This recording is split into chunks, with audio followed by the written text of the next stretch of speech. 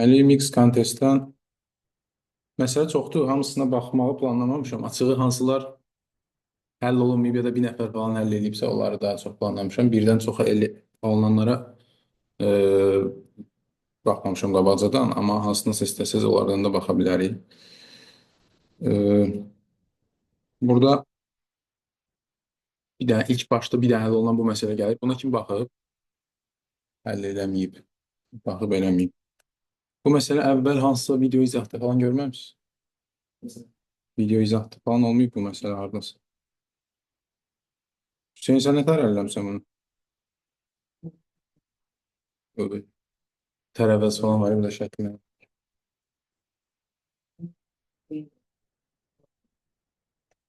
Brute Force mu lan? Düz biraz Brute Force'a benzerdi ama tam olarak Brute Force değil.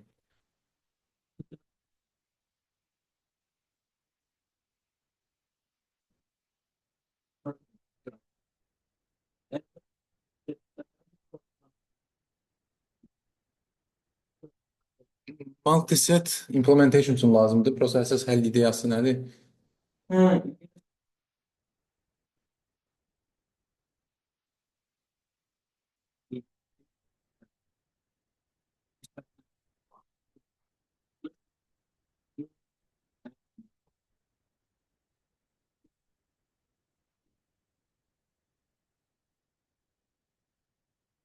Bu məsələ məncə maraqlı məsələdir. Amma bilmirəm, sən özün yazmısan yoxsa ideyalardan baxmısan. Burada məsələn önəmli şeylər var şərtdə.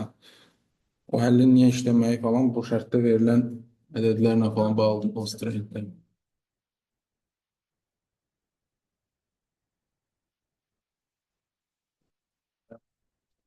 Məsələn, yaxşı, okey, gəlin analiz edək, gəlin analiz çərçivəsində görərik təqribən necədir. Məsələn, burada verilmiş example-da məsələ bundan ibarətdir. Deyir ki, sözə deyim, bir də e, nisbət var, t nisbəti, hansı ki 0,5-dən 1 arasında olacağını deyir bizə. İkisindən ciddi böyük, ciddi kiçik. Bir də n dənə tərəvəz var. Tərəvəzlərin də hər birinin çəkiləri verilir və ya kütlələri verilir. E, Deyir ki, biz bu tərəvəzləri bölə bilərik. Hər hansı bir tərəvəzi götürüb bölə bilərik və elə eləmək lazımdır ki, yekunda alınan tərəvəz parçaları arasında çəkisi ən balaca olanla ən böyük olanın nisbəti T-dən nə olsun? T-dən az olmasın ya da ciddi böyük olsun. Görüm ciddi mi deyir yoxsa?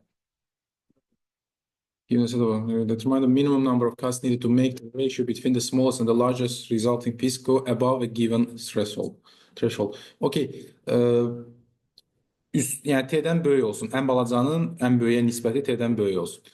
Məsələn, bu example-da T-ni verib bizə. Birinci 0,99-dur. E, Hissələr 3 dənədir və çəkiləri də belədir. Burada hal-hazırda ən balacanın ən böyüyə nisbəti 0,5-dir. Yəni kiçikdir şeydən, 0,99-dan. Minimum neçə dənə kəsməyə deyir bu 0,99-dan böyük eləyə bilərik nisbəti. Cavab 6 çıxıb, amma e, görək necə 6 çıxacaq. İşte ikinci example daha sadədir. İkinci example gəlin baxaq. Birinci example biraz uzun çəkər. İkinci example-da nisbət 0,80-dir. 2 dənə tərəvəz var və 1000 1400-dür. Hal-hazırda nisbət minin 1400-ə şey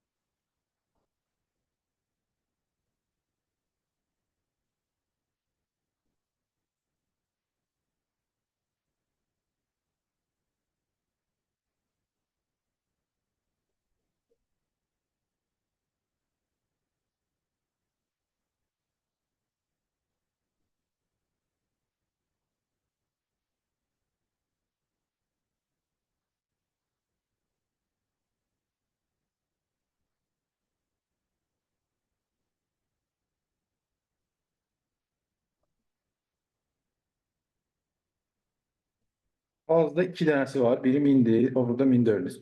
Nisbətdəki Təqribi yəqin ki, görə bilərik 0,8-dən kiçik eləyəcək. Hesablasaq görərik.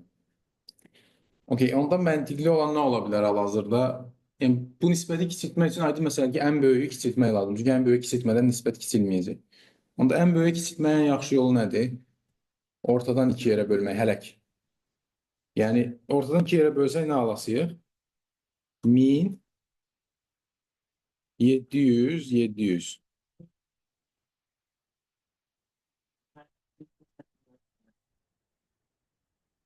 Okey. 1000, 700, 700. İndi nisbət nədir? 700-ün 1000-ə nisbəti. 0,7. Yenə 0,8-dən kiçikdir. Onda indi nə edə bilərik? İndi deyə bilərsən.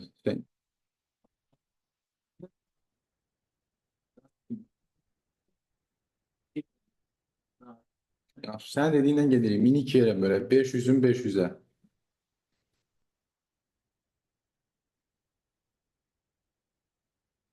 Hal-hazırda nisbət bayaqki ilə eynidir, elədir. 1000-in 1400-ə ilə 500-ün 700-ə eyni şeydə 2 dəfə azalır. İndi neyniyək?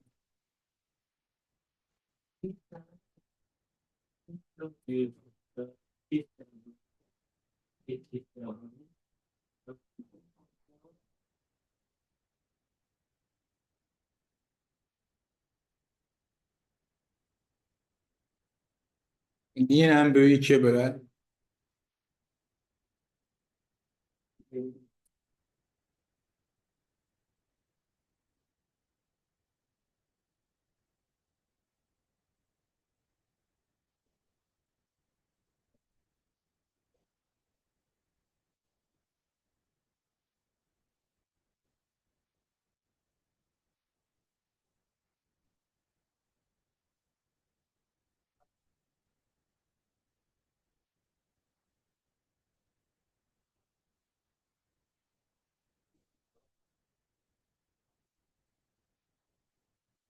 Əslində ideya nədən ibarətdir?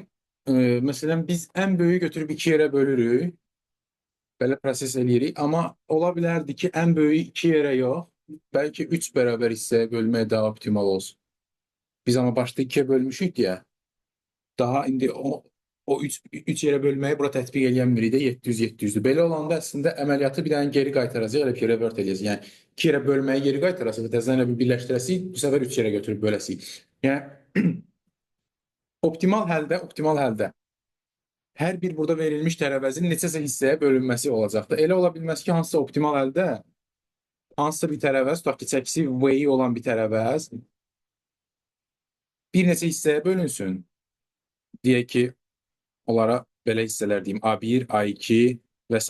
K dənə hissəyə bölünsün və bu hissələrdən hansısa biri digərindən fərqli olsun. Bu daha optimal olmaz da elədir. Çünki əgər ki biz tərəvəzi K dənə hissəyə böləcəksə, ininci tərəvəzi, hər hansı ininci tərəvəzi, onda onun bütün hissələrini eyni ölçüdə eləsək daha yaxşı. Çünki birini balaca eləsə, digər tərəfdən biri artıq böyümüş olacaq. Orta nisbətdən müqayisə edəndə. Yəni hamısını bərabər eləsək, hamısının çəkisi nə olur? V-i böl K olur da K hissəyə böləndə. Amma birini kiçik eləsək V-i böl K-dan mütləq bir dənəsi də böyük olmalıdır ən azı V-i böl K-dan. Bu da o demək ki, nisbəti biz pisləşdirəcəyik də ən yaxşı ideya əgər K hissəyə böləcəksə hər hansı tərəvəzi bərabər K dənə hissəyə bölməkdir. Okey, onda bizə məsələdə bir dənə constraint verir. Bu çox önəmlidir. Məsələdə deyir ki, you may assume that the number of cuts needed is less than 500. Yəni bu demək ki, məsələnin cavabı 500-dən böyük deyil. Onda deməli 500-dən böyük deyilsə bir növ brute force kimi məsələni həll edə bilərik. Necə edə bilərik? Əgər hal-hazırki nisbət, məsələn hal-hazırda 1000-in 1400-də nisbət okey deyilsə, demək məcbur ən böyük tərəvəz daha böyük sayda hissələrə bölünməlidir. Hal-hazırda ikisi də bir hissədir. Onda daha böyük tərəvəzin növbəti bölünə biləcəyi ən böyük hissə sayı neçədir? Bir dənə daha artıq. Əvvəl bir hissə üçün 2 hissə eləyək onu. Baxaq, yəni elə ki, situasiya belədir. Bir də 1000 ölçülü tərəvəzimiz var, bir hissədən ibarət. Başlanğıc ölçüsü 1000-dir, bir hissədən ibarət. Bir dənə də 700'lük tərəvəzimiz var, 2 hissədən ibarət. Okey. Baxırıq ki, burada nisbət təzədən nədir? 0,8-dən kiçik. Okey, indi növbəti nə edə bilərik? Növbəti eləyəcəyimiz şey belə bir şey olmalıdır. Biz ya bunu geri qaytara bilərik. Yəni 700-ü 2-yə 2 hissəyə bölmüşdük, 1400-ü daha doğrusu. Geri qaytarıb 1400-ü 3 hissəyə bölə bilərik. Ya da hal-hazırki 1000-i 2 hissəyə bölə bilərik. Bunlardan hansını eləmək daha yaxşı olar? Yəni hansını eləyəndə daha yaxşı nisbət ala bilərik?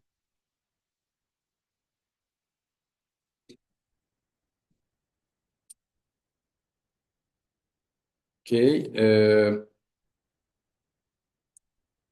Yəni belə baxaq. Məsələn 700-ü 3 hissəyə, 1400-ü 3 hissəyə bölsək, 1400 böl 3 eləyəcək. Məsələn. Bu da ən böyüyü də onda bu səfər 1000 olacaq. Böl 1000. Ee, bu nə eləyir? 1,4 bölü 3 təqribən. 14 böl 30 falan eləyir. Bu daha kiçik eləyir, hə? Məncə. 2-də 1-dən daha kiçik. Onda hələ ki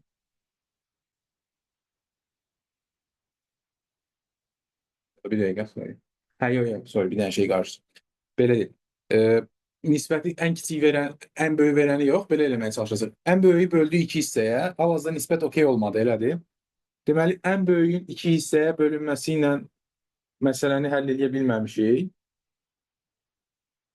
Ən böyüyü 2 hissəyə bölməklə həll edə bilməmişiksə, o zaman e, ən böyüyü 3 hissəyə bölmək lazımdır. Yəni bunu geri qaytarıb 3 hissəyə böləsik bunu. 3 hissəyə böləndə biraz da kiçiləcək. Məsələn, özüm qarışdırdım hal-hazırda. Gəlin bir dənə də analiz eləyək. Ee, növbəti bölünmə ən yaxşı nə olar? Onu çıxartmaq lazımdır. Növbəti bölünmə yaxşı. Gəlin hələ ki şeylə gedək. Ən yaxşı nisbətlə gedək. Ən yaxşı nisbət burada alınır. Elədir. 500-ü bir dənə daha artıq hissəyə bölsək, 2 eləsək, bu zaman olar bizim nisbətimiz yenə əvvəlkinə qayıdır. Amma waste eləməmişik də. Hal-hazırda prosesimiz şey kimi gedir. Hər birini 2 hissə eləmişik. İndi növbəti baxacağımız şey hansısa birini 3 hissə eləmək olacaq elə bil. Okay, növbəti ən yaxşı nisbət almaq üçün təbii ki, bunu 3 hissə eləsək daha kiçik nisbət alarıq. Bunu 3 hissə eləsək daha yaxşı nisbət ala bilərik. Çünki daha böyükdür. Bunu kiçiltsək biraz da kiçiləcək. Bunu 3 hissə eləməyə baxasıyıq. Bunu 3 hissə eləsəydik belə olardı situasiya. 500-ün 2-yə. Burada da belə yazıram. 1400 böl 3-ün 3-ə. İndi hal-hazırda yaxşıdırmı nisbət deyilmi bilmirəm. Baxmaq lazımdır 1400-ün 500-ə nisbəti nədir? Bu daha balaca da eləyir təbii ki. Bu da 1400 böl 1500-də elədir. 3-ü aşağı atsam. Təqribən 14 böl 15 məncə 0,8-dən daha yaxşıdır. Bu artıq yəni okeydir. Burada dayana bilirik. Hə. İdeya indi tam olaraq nədir? Hər dəfə nisbəti yaxşılaşdırmağa çalışırıq. Yaxşılaşdırmaq üçün nə etməliyik? Yaxşılaşdırmaq üçün həmişə ən böyük hissəni kiçiltməliyik. Amma ən böyük hissəni 2-yə bölməklə kiçiltmirik. Ən böyük hissəni bir əvvəlki stepdə 2 hissəyə bölüb o hissəni almışdıqsa, indi onu geri qaytarıb 3 hissəyə bölməyə baxırıq. Sonra 3 hissəyə bölməklə olan bir şeydirsə, yenə okey deyilsə, geri qaytarıb 4 hissəyə bölməyə baxırıq. Belə olanda biz bu tipli bütün situasiyalara baxmış olasıyıq. Yəni hər bir way-ni hansısa k hissəyə bölməklə bir optimal həll var idisə, ona baxmış olasıyıq. Və bizə garanti elədiyi üçün ki, 500-dən çox kəsməyə ehtiyac olmayacaq, bu həll okeydir. Bunu garanti eləməsəydi, bu həll okey olmayacaqdı. Çünki bilmirik nə qədər step gələcək. Biz burada elədiyimiz elə bir ki, hər bir katda bir dənə operation eləyirik. Daha doğrusu log operation eləyəcəyik. Çünki bu şeyi handle eləmək üçün multi-setdən istifadə eləmək lazımdır və ya setdən. Nəyə görə? Burada çünki hər dəfə ən böyük hissənin ölçüsü lazımdır bizə və nəsə update-lər eləyirik. Ən böyük bizə nə verə bilər? Set kimi bir data structure verə bilər.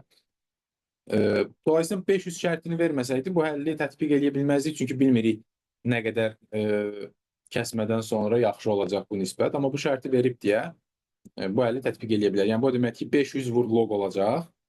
Bir də vur test case-lər deyəsən var məsələdə, yoxsa yoxdur, yox. T prosto nisbətdən.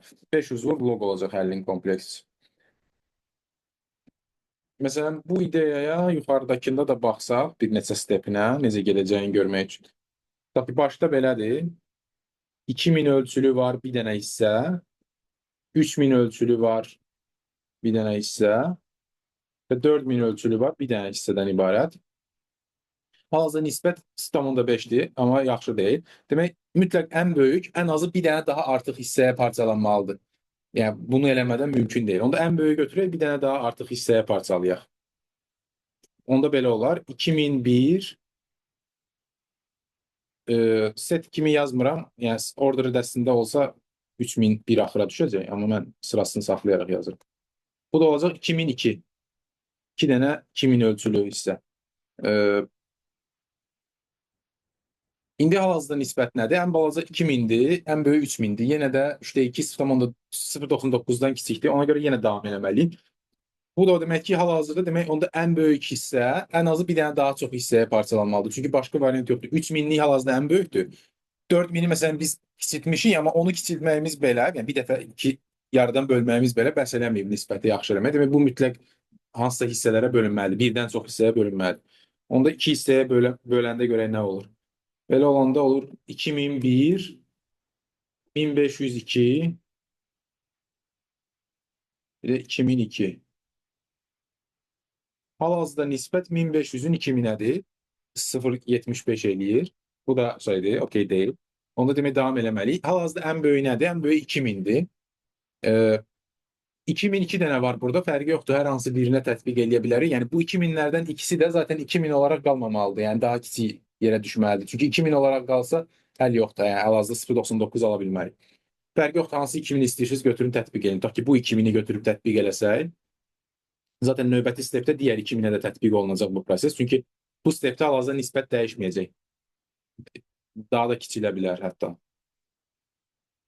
1500-ün 2-yədir. Burada indi 2000-in 2-yə idi. Demək bu əslində realda 4000-lik bir tərəvəzidir. Onda onu 3 yerə bölsək 4000 böl 3 3 dənə hissədən ibarət bir şey alınar. Burada 4000 bölü 3 1500-dən kiçikdir elədir. Onda nisbət hal-hazırda 4000 bölü 3-ün 2000-ədir, daha kiçik nisbətdir. Amma bunu məcbur bölməliydik deyə böldük. O növbəti stepdə bu 2000-də bölünəcək. Yenə ən böyük bu tapılacaq 2000, bu bölünəcək. Növbəti stepdə nə olacaq? 2000-i 2 yerə böləcəyik. 1000 2 dənə, 1500 2 dənə. Ops.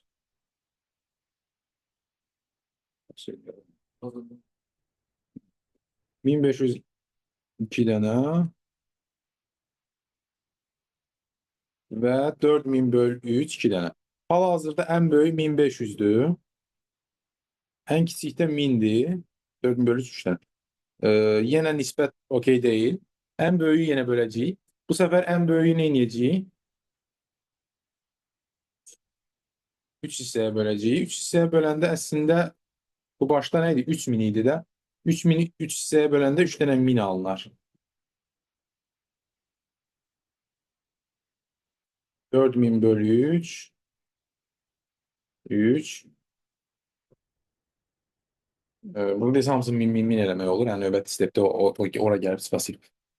Hal-hazırda da okey deyil. Çünki 1000 ən balacadır. 4000 bölü 3 ən böyükdür. Bu da 3000-in 4000-ə nisbət edir, elədir. Yenə 0,75 edir. Növbəti stepdə ən böyük budur. Bunu bir dənə daha artıq hissəyə bölməyə baxasıyıq. Onda da 1002 olacaq. Burada 1003 olacaq. O burada 1004 olacaq. Belə olanda ən balaca hissədən böyük hissədə 1000 dediyi nisbət 1 oldu və artıq proses bitir. Cavabımız nə olacaq bizim? Cavabımız buradakı hissələrin sıx birlərinin cəmi. Çünki başda bir hissə var idi. Okey.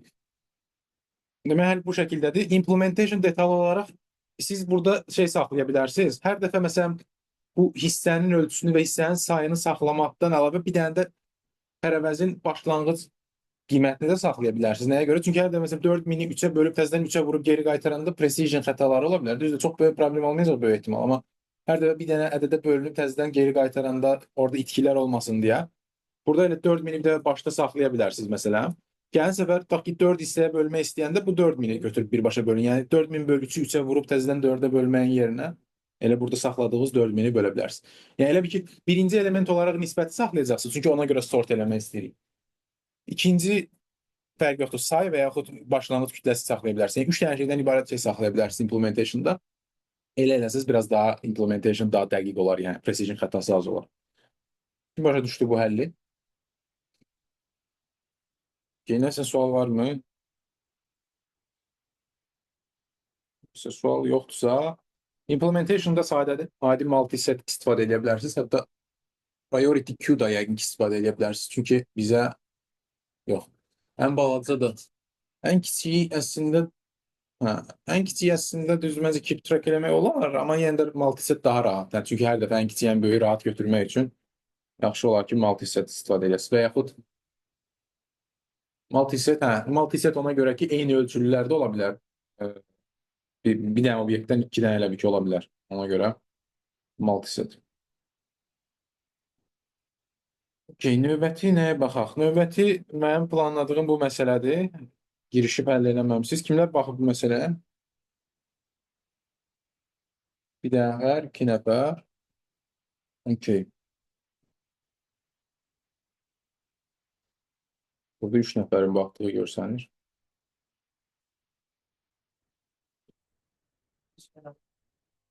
Əkbər də baxıb. Bəlkə ola bilər. Nəsə. Məsələdə nə deyir? Baxmayanlar üçün qısaca məsələni deyim. Səhv xatırlamıramsa, məsələ belədir. Yəni, qısacası, nağıl hissəsini keçsək, n elementdən ibarət bir dənə array verilib bizə. Ee, Bu array'in elementləri C fərqli rəngdə rənglənmiş ola bilər. Yəni, elə ki, array'in elementləri birdən C-yə qədər ədədlər ola bilər. Və daha sonra M dənə query var. Hər query'də bizə iki dənə ədəd verilir, A və B. Və biz tapmalıyıq ki, array'in A'dan A-cı indeksdən B-ci indeksə qədər olan hissəsində, yəni o range'də, elə bir element varmı ki, o elementə yarıdan çox dəfə rast gəlinir. Burada daha dəqiq deyir. In other words, if there are k-dwarfs on the picture, it's pretty if strictly more than k divided by 2 dwarfs have same colored caps. Ha, nəsə. Yəni strictly more-dan həm də deyir. Yəni aralığın ölçüsü tutaq ki k-dırsa, k bölü 2-dən ciddi böyük sayda eyni ədəd varsa, o zaman o ədədi tapmalıyıq və cavabımız yes-dir. Yes və o ədədi verməliyik. Yoxdursa belə bir ədəd, o zaman cavabımız nodur. Məsələn, baxsaq burada querylərə. 1-2 range üçün cavab nodur? Çünki 1-2 range'ində bir dənə 1 var, bir dənə 2 var. Yəni yarısından ciddi böyük sayda olan ədəd yoxdur. 1-3 range'ində isə var. 1-3 range'ində 2 dənə 1 var, bir dənə 2 var. Yarısı 1,5'dir. Yəni yarısından ciddi böyük sayda 2 dənə 1 var. Ona görə cavab yes 1'dir. Növbəti query 1-4-də yenə 1'lərin 2'lərin sayı eynidir. 1-5-də yenə 1'dir. Görə bilərsiniz. Burada 1 bir dənə artıqdır. Elədir. Ee, Okey. Bu şəkildə querylər verir. İndi necə həll edə bilərik? Bu məsələnin bir neçə cür həlli var. Hal-hazırda 2 dənə həll bilirdim. Hal-hazırda ağlıma bir dənə də desə həll gəldi. Deməli, bir dənə həlli nə iləndir? Bir dənə maraqlı həlli var. Bir həlli randomdandır.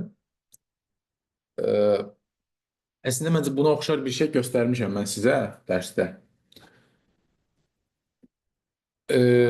Əgər yox, o cür random yox. Bu başqa cür randomdur, amma məncə bunu göstərmişdim hansısa məsələdə. Bəlkə də başqalarına göstərmişim, qarışdırdım, amma məncə hansısa bir məsələdə baxmışdım. Savərliyin kiçik olduğunu düşünsək, kiçik savərliklərdə cavabı adi tapa bilərik brute force-la. Çox kiçik olanlarda, tutaq ki 10-15 ölçülü, 100 ölçülüyə kimi adi bir dənə for eləyib saya bilərik orada hər ədəddən neçə dənə var, bir ədəddən yarıdan çoxsa tapa bilərik.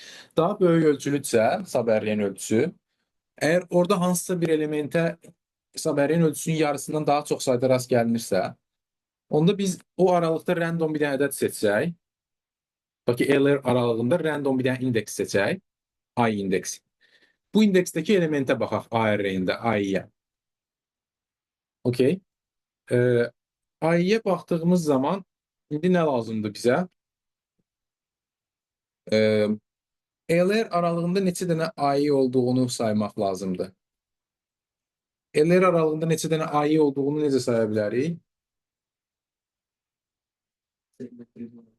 Bir neçə cür saya bilərsiniz. Hə, şey edə bilərsiniz məsələn. Ədədlər burada 1, 2, 3, 4, 5, 100 minə kimi də olmasa da kompres eləyə bilərdiniz. Hər ədədə görə saymağı necə eləyə bilərik ondan rahat.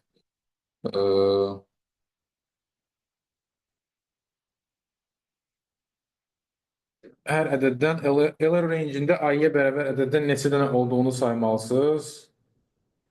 Bunu effektiv eləmək üçün o loqa eləyə bilərsiniz. Prosto daha yaxşı olmur yəqin ki. O loqeni eləyə bilərsiniz və necə eləyə bilərsiniz? Görə loqeni eləyə bilərikmi? Bu məsələn əvvəl rast gəlmisiniz. Verilmiş əralda verilmiş ədədin neçə dənə olduğunu sayma queries. Persistentlə olurdu. Bir də deyəsən şeylə də olurdu. Merge sort tree ilə amma orada biraz kompleksli pis olurdu deyəsən. Hə?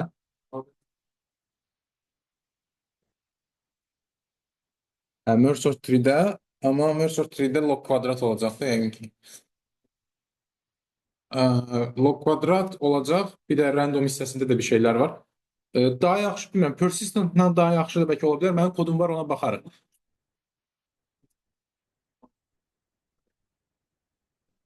Yəni, yaxşı, sürətli olacaq. Prosta implementation biraz narahat, yəni çətinləşir müəyyən qədər persistence-da da implement etməlisiniz. Məncə daha sadə nəsə var idi. Onlar o hissəsini xatırlamıram necə eləyirdik. Amma dəqiq bilirik də o log ən azı bir dənə persistentdən üsulumuz var. Başqa üsul da ola bilər. Hə? Hə.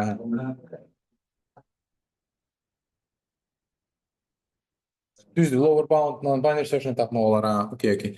Elə bir həldə var idi. Hə, hə.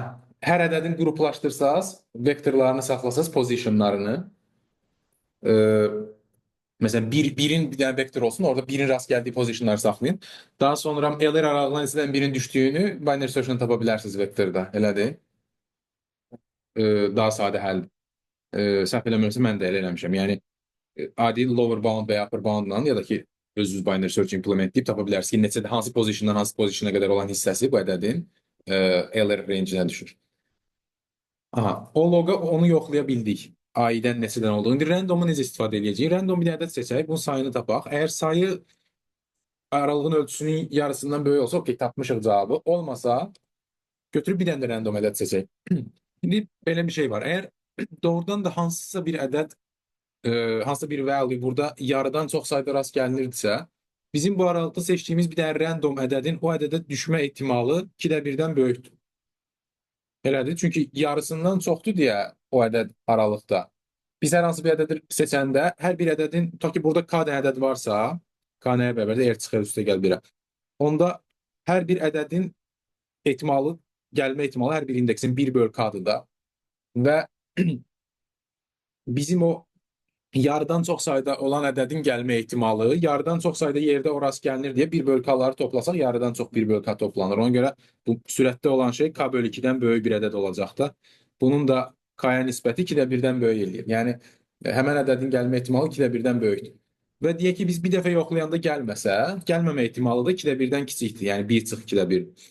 Məsələn, 20 dəfə yoxlasaq gəlməmə ehtimalı 2-də 1-dən kiçik bir şeyin üstü 20-dir. Yəni, lap 2-də 1 belə götürsək, 2-də 1 üstü 20-dir gəlməmə ehtimalı o yarıdan çox sayda rast gələn ədədin. Bu da məsələn, təqribən 1 bölü 10 üstü 6 eləyir. Biraz daha artıq götürsəz, məsələn, 30 dəfə götürsəz, 1 bölü 10 üstü 9 eləyəcək təqribən. Bu da çox xırda bir ehtimaldır, elədir. Yəni, milyardda bir ehtimalla o ədədə bərabər ədəd gəlməyəcək. Əgər doğrudan da var idisə. Dolayısıyla, məsələn, 30 dəfə yoxlasaz, yəni praktikada əmin ola bilərsiniz ki, əgər var idisə doğrudan da tapılacaq. Yəni ona görə 20 və ya 30 və özünüzdən bu ədədi seçə bilərsiniz. 30-dan böyük götürməyə çox da ehtiyac yoxdur. 30 dənə random seçirsiniz və bu şeyi tətbiq edirsiniz. Əgər tapıldısa dayanırsınız zaten daha əvvəlki stepdə. Tapılmadısa demək ki, yoxdur. Cavabın odur. Bu ideyanı başa düşdük. Hə? Yoxlamaq log dedikdə iki cür əl ağlımıza gəldi. Bir persistentlə, daha sadə isə binary search-lə də eləyə bilərik şeyləri. Hər ədədə görə positionları vektorlarda saxlasaq, ellər aralığına həmən ədəddə neçə dənə düşdüyünü binary search-lə tapa bilərik. Binary search kifayət qədər yaxşı logdur. Bir də vurulsun bu 20 və ya 30. Bu da bir log kimi bir şeydir. Elə bir log kvadratdır bu həll təqribən. Görə implementation'ında mən bunu belə eləmişəm. Məncə binary search-lə eləmiş olmalıyam. Amma dəqiq xatırlamıram. Başqa loqa da həlli var. İndi gələsik ora. Yəni dəqiq şey ehtimalla olmayan.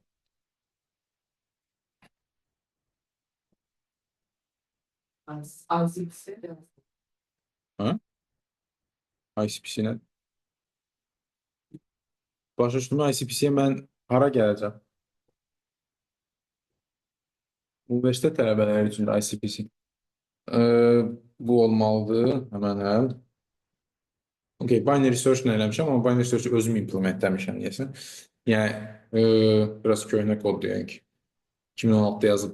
Bunu əslində daha rahat şey eləyə bilərdiniz. Vektorlarda saxlasaz, hər bir ədədə görə qruplaşdırıb o hissəsini biraz daha yaxşı eləyə bilərdiniz. Bu hissəsi isə yəni əsas randomla bağlı texnika buradadır. Bir dənə random ədəd seçirik o range-də. Daha sonra o ədədi binary search-lə neçə dəfə rast gəlindiyinə baxıram. Əgər ki, rast gəlindiysə range-in ölçüsündən, 2 misli range-in ölçüsündən böyüksə, demək o ədəddir. Yox, 20 dəfə belə yoxladıq, okey olmadısa, sonda cavabımız nə olacaq? Bunu daha safe olsun deyə 30 dəfə də yoxlaya bilərsiniz. 20 dəfə də işləyir, amma 30 dəfə daha safe olar. Okey. Digər həll ideyası nədir?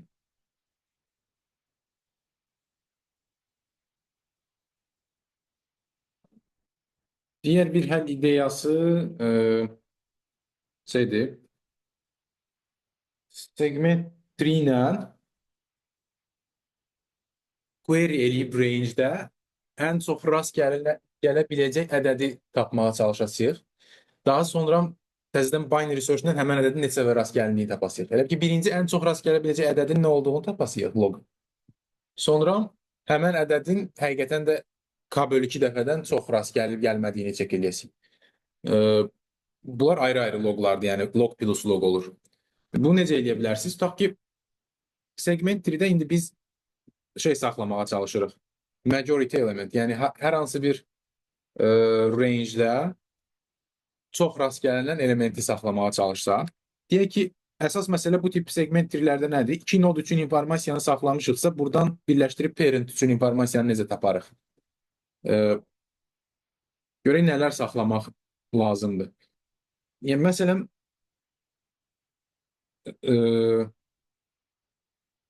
deyək ki, burada çox rast gələnən ədədi saxlamışıq. Bir value-su olsun, çox rast gələnən ədədin. Bir count-u olsun, saxlayaq, yəni neçə dəfə rast gəlinir, tutaq ki. Buna value L deyirəm, buna count L deyirəm. Burada da value R saxlayıram. Ən çox rast gəlinən ədədin value-su nədir? Bir də count-u nədir?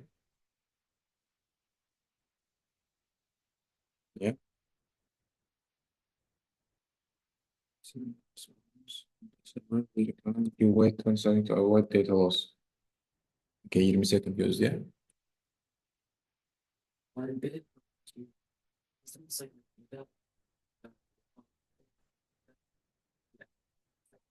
Hı -hı.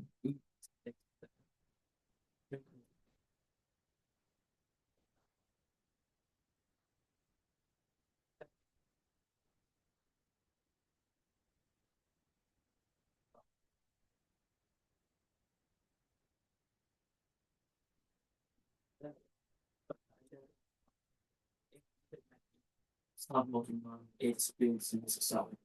Onda əgər hansı bir məlumat varsa orada ki, neçə dəyənimiz var, bu sayda olan. Ondan ki, hesab başlamışsın. Axırda bir ədəd tutmasını, sonra da həmin ədədi... Təqrib tutum nədir? O ideya da işləyə bilər. Hə? Yəni, məsələn, tutaq ki, bu range-də şeyə görə saxlasaq biz, value-ların sorted sırasına görə məsələn saxlasaq, persistent segment tree-ləri, bu range-də ilk yarı value-ya düşən ədədlərin sayına qədərdir, son yarı value-ya düşən hansısa n bölü 2-dən, daha doğrusu range-in sayısı bölü 2-dən çox olacaq. Ona görə ya sola ya sağa gedəcək. Belə-belə ən çox rast gəlinəni tapmaq ola bilər. O ideya da ola bilər, amma düşünməmişəm tam dəqiq. Oxşayır düz olana, onunla da eləyə bilər.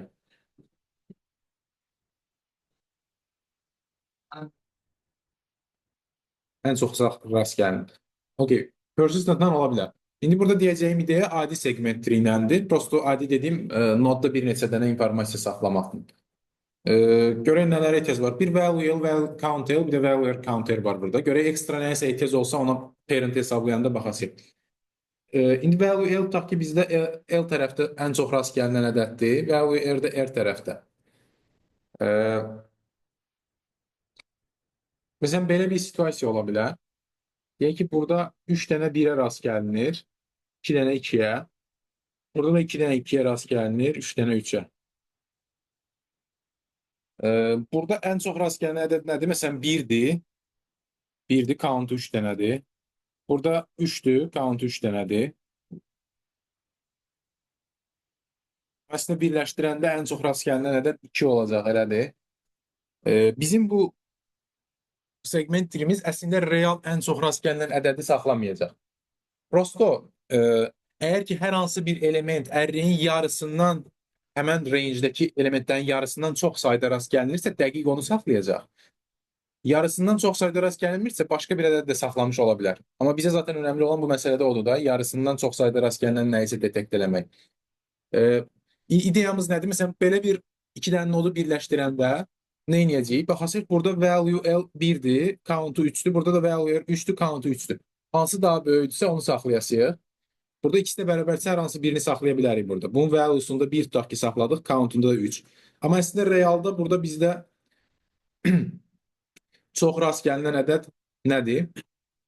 2-dir də. Amma 2-ni saxlamırıq. 2-ni saxlamamağımız problem deyil. Ona görə ki, əgər 2 burada ən çox rast gəlinən deyildi, burada da ən çox rast gəlinən deyilsə, demək bu ikisinin birləşməsində yarıdan çox sayda ola bilməz.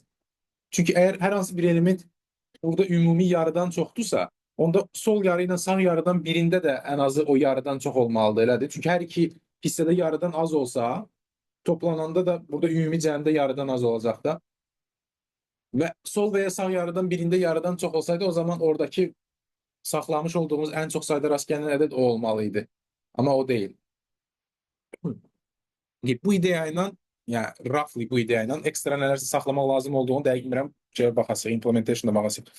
Bu ideya ilə şey edə bilərsiniz. Majority element deyirlər ona. Majority element olmağa namizəd olan elementi müəyyən edə bilərsiniz aralıqda segment tree ilə. Daha sonra həmin element həqiqətən də majority elementdirmi? Yəni range'in size'ının yarısından çox mu rast gəlinir ona? Bunu bir qrup təzədən check eləməlisiniz. Bunu da binary search-lə eləyə bilərsiniz. Yəni implementation'a baxaq. Hansısa detal yadımdan çıxıbsa orada daha dəqiq biləsik.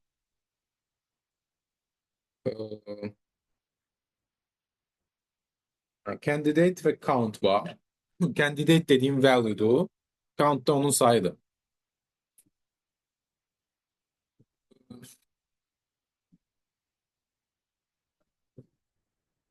Burada əsas məsələ merge'dir. Merge'in içinə baxasıyıq. Amma hələ ki, yəni ümumi segment ilə bağlı görə nəsə fərqli bir şey varmı? Build eləyəndə belə build eləyirik, adidir. Yəni bir dənə elementdən ibarət hissədə candidate array elementin özüdür. Count'u da bir dənədir. Daha sonra solu sağı build eləyəndən sonra birləşdirmə gəlir. Birləşdirməni necə eləyirik? Birləşdirmədə baxaq nə var? P var. Əgər ki, sol tərəfin candidate ilə sağ tərəfin candidate'i bərabərdirsə, yəni solda majority olan element, yəni majority olaraq qəbul etdiyimiz element, ola biləcək elementlə sağda ola biləcək element eynidirsə, demək ki, aydın məsələdir ki, birləşmədə də bu olacaq. Onda birləşmənin candidate'ində elə bunu saxlayırıq. Sayında da ikisinin sayıları cəmini saxlayırıq. Əks halda isə, əgər sol tərəfin count'u böyüksə sağ tərəfin count'undan, burada ideya biraz fərqlidir. Okay. Sol tərəfin count'u sağ tərəfin count'undan böyükdürsə, sol tərəfin count'u ilə sağ tərəfin count'unun fərqini saxlayırıq. Əks halda digər fərqini, yəni böyük çıxılsın balacanın fərqini saxlayırıq. Bərabər olsalar sayılar 0 qalacaq. Bu ideya əslində adamın adı yadından çıxdı. Məsələn, M ilə bir adamın alqoritmi barədə olur. Ona əsaslanır. İdeya belədir. Yəni burada əslində biz count'da 0 saxlayasıyıq. Yəni burada value L tutaq ki 1-dir. Aşağıdan build elə gələndə belə gəlməyə bilər, amma deyək ki, belə gəlib. Value L 1-dir, count-u 3-dür. Burada da value R 3-dür, count-u da 3-dür. Hansı case-ə girir? Bu case-ə girir və ya bu case-ə girir. Böyük bərabəri bura saxlamış. Əslində burada bu case-ə girdiyinə görə 3 saxlayacaq, amma fərqi yoxdur. 1 və ya 3 ikisindən biri qalacaq, amma count-da 0 saxlanacaq. Count əslində bizdə nəyi saxlayacaq? Count şeyi saxlamağa çalışır. Belə bir dənə alqoritm gəlin düşünək. 1, 1, 1, 2, 2, 2, 2, 3, 3, 3. Majority elementi tapmağın bir dənə alqoritmi var və alqoritm belə işləyir. Bir dənə elementə rast gələndə ilk onun sayını sayırıq, bir dənədir. Birdən bir dənə var. Sonra növbəti yenə o elementdən rast gəlirsə sayı artırırıq. 2, 3. O elementdən fərqli bir elementə rast gələndə isə götürüb count'u bir dənə azaldırıq. Yəni birdən fərqli elementə rast gəldik, count'u nəyə salıram? Bir dənə azaldıb 2-yə salıram. Yenə fərqli elementə rast gəldim, count'u azaldıb 1-ə salıram. Yenə fərqli elementə rast gəldim, count'u azaldıb 0-a salıram. Count nə vaxtsa 0-a düşdüsə, artıq prosesə təzədən başlayıram. Yəni təzə gələcək elementi elə bir ki, yenidən öz elementim kimi götürürəm. Yəni majority element kimi hesab edirəm və count'u artırıram. Məsələn 2 gəldi burada, count'u artırıb 1 eləyirəm. Daha sonra 3 gəldi, 2-dən fərqli elementdir. Və həmişə majority elementim də yadda saxlayıram nədir? Məsələn burada hələ ki 1 idi, məndə 1 idi, 1 idi. Bura qədər də 1-dir məndə majority element. Burada da 1-dir. Burada artıq 0-a düşdüsə fərqi yoxdur. Yəni 1 də saxlaya bilərsən, amma yəni burada artıq 0-a düşəndə bundan sonraki stepdəki element nədirsə majority kimi onu götürəcəm. 2-dir. Count'u 1-dir. Fərqli element gəldi majority'dən. Count'u götürüb salıram, 0 eləyirəm. Burada majority'də fərqi yoxdur, nə saxlayırsınız. Növbəti stepdə, çünki 0-a düşdü deyə növbəti stepdə gələn ədədi majority kimi götürəcəm. Count'u 1-dir, majority'm 3-dür. Count'u 1-dir, count 2-dir, majority'm 3-dür. Yekunda burada majority kimi nə tapdımsa 3. Əgər o element majority'dirsə həqiqətən də majority'dir. Deyilsə demək ki, bu ərədə majority element yox. Bu alqoritmi işləmə məntiqi necədir? Baxın, elə ki, bir dənə ədədə biz rast gələndə başdan, onu götürüb majority kimi sayırıq, fərqli ədədə rast gələndə azaldırıq sayı. Məntiqi ondadır ki, əgər 1 bizdə majority olsaydı bu ərrəydə həqiqətən də, yəni 1-ə yarıdan çox sayda rast gəlsəydi, bu prosesin yekununda sonda majority elementdə 1 saxlanacaqdır. Nəyə görə belədir? Çünki 1-ə əgər yarıdan çox sayda rast gəlinirsə, elə ki 1 və 1-dən fərqli olan ədədlərə -1 kimi baxın. O 1 və yaxud x deyək, hər hansı bir ədədə. X əgər yarıdan çox sayda rast gəlinirsə, x-lərə 1 kimi baxın, x-dən fərqli ədədlərə -1 kimi baxın. Onda burada toplamalar, ki, digər ədədlər hamısı çıxılacaq, x-lər isə toplanacaq. Onda yekunda x-lər çox olduğuna görə yarıdan, yekunda majority element kimi gəlib burada x saxlanmalıdır. Yəni bu prosesin sonunda biz majority element kimi majority olmayan bir elementi də tapa bilərik, amma o halda problem yoxdur. Yəni elə ki, bundan sonra ekstra bir check-ə ehtiyacımız var ki, buradakı axırda qalan element həqiqətən də majority'dir, yoxsa yox, onu tapsın. Bu ideyanı kim başa düşdü? Bu dediğimin ideyası. Okey. Ya bu segment tree'də bizim elədiyimiz də əslində budur. Prosto segment tree'də nəyə görə eləyirik? Çünki ayrı-ayrı sub array'lər üçün bizə lazımdır bunu hesablamaq, bu ideyanı. Və burada da eyni şey əslində eləyirik. Məsələn, bura üçün majority element elə ki 1-i hesablamışıq. Sayını 3 dənə tapmışıq. Bura üçün majority element başqa bir şeydirsə, elə ki əgər çox olan az olandan daha üstündə majority ola bilər.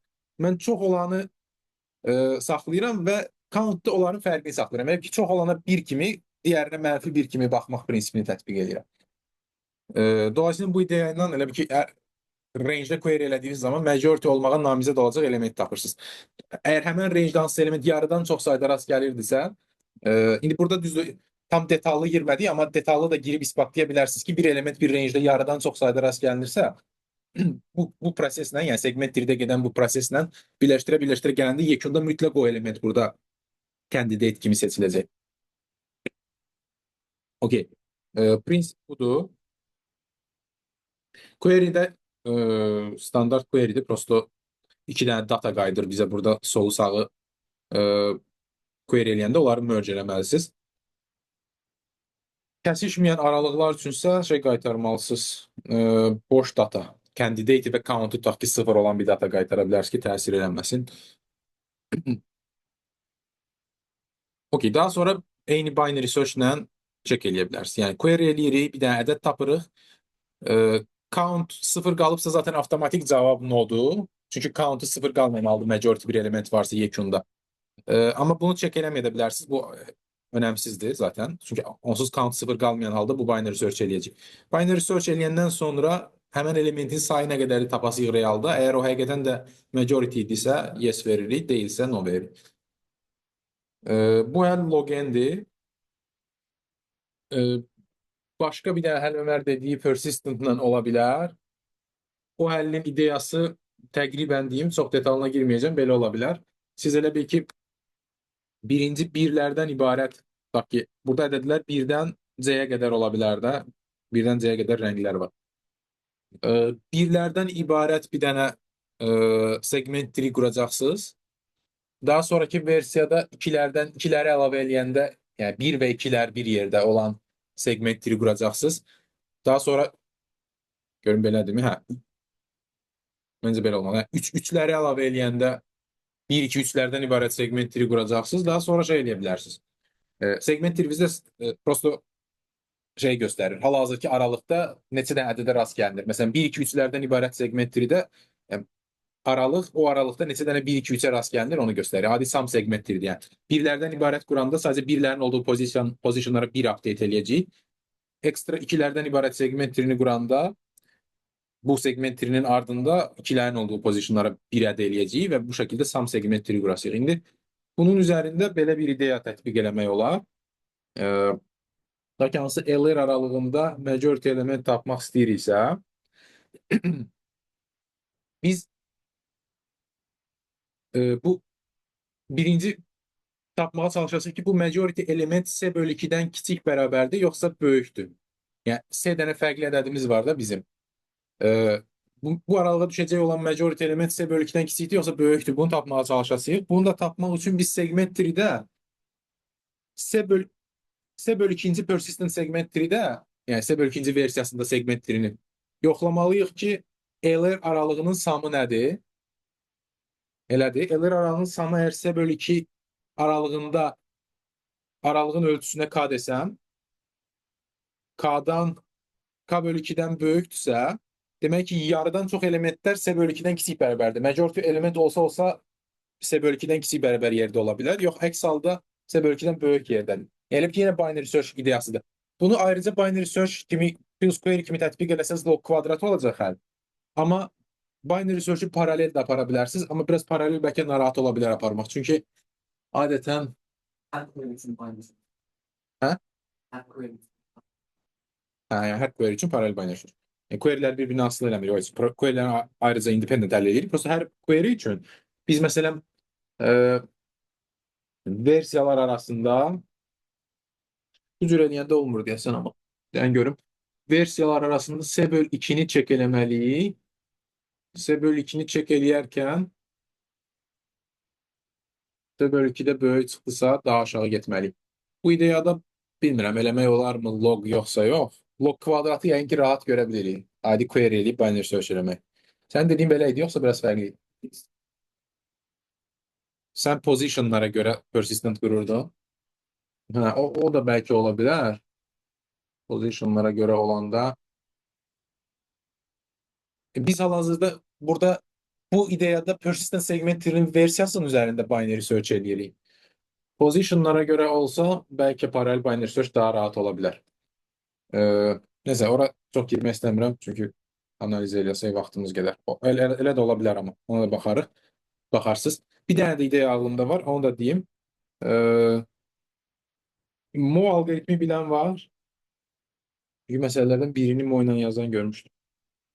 Mo algoritmi əslində square root trickdir. Bu məsələni məncə Mo ilə də eləmək olmalıdır. Mo ilə necə eləyə bilərsiniz? Offline. Bütün queryləri Mo'nun compare-inə görə sort eləyə bilərsiniz. Kim Mo bilmirsə, onun detalına hələ ki girməyəcəm. Ola bilər növbəti mövzumuz Mo və square root trick olsun. Mo'nun compare-inə görə sort eləyə bilərsiniz queryləri. Daha sonra ki, hər bir range üçün adi biz countları hesablasaq, hər elementdən neçədən olduğunu, frequency array saxlasaq, frequency array-ində prosto count'u, hal-hazırki count'u maksimum olan şeyə keep track eləməliyik. Yəni nəyin count'u maksimumdur. Maksimum count'u keep track eləsək, əgər hər dəfə, məsələn, hal-hazırda query'nin range'ini tamamlamışıq, əgər ki, hal-hazırda count'u maksimum olan element bu range'in size'ın yarısından böyüksə, demək majority element odur. Yox deyilsə, demək yoxdur həmən şey üçün, query üçün majority element. Kim başa düşür bu həlli? Bu həll məncə kifayət qədər sadədir Mo ilə olan həll. Əgər Mo bilirsinizsə, kifayət qədər sadədir. Mo ilə olan həllin kompleksi belə olacaq. Querylərin sayı M köken falan təqribən belə bir şeylər olacaq. Blokları necə ayırmağınızdan biraz asılıdır amma təqribi belə bir şey olacaq. Count'unu azaldacaqsınız frekvensiya arrayində. Count'u azaltdıqca da siz frekvensiya arrayindəki maksimumu keep track eləməlisinizsə necəsə. Bir dənə log da ola bilsin olsun orada. Amma onu məncə itirməkdə olur. Frekvensiya arrayindəki maksimumu keep track eləmək üçün bir dənə bəsit yol odur ki, bir dənə əlavə multiset istifadə edin. Elə ki, frekvensiya arrayindəki ədədlərin özlərini multisetdə saxlaya bilərsiniz. Elə ki, bir şeyi azaldanda o frekvensiya arrayində o frekvensini multisetdən siləcəksiniz təzə frekvensiya. Amma belə olanda bir dənə log artacaq burada. Və elə olanda blok size fərqli seçib bunu şeyə gətirmək olur. Yəni kökən log yox da biraz daha yaxşı belə şeyə gətirmək olur. Kökən n log nəyin loqu olacaq bilmirəm. S-nin loqu ola bilər. Çünki S-dənin fərqli ədədi var da bizdə nəsə önəmli deyil çox. Belə bir kompleksiya gətirə bilərsiniz. Amma məncə şeyi də itirə bilərsiniz. Multiseti də itirmək olar bəlkə. Bu keçmədi. Log kvadrat keçər. Yaxşı. Çünki bayaqki bizim ideyamız məsələn e, random içində binary search log kvadrat kimi bir şeydi də. Yəni 20 dənə random elirdik, onun içində binary search. Amma yaxşı log idi də, yəni konstant faktoru balaca idi.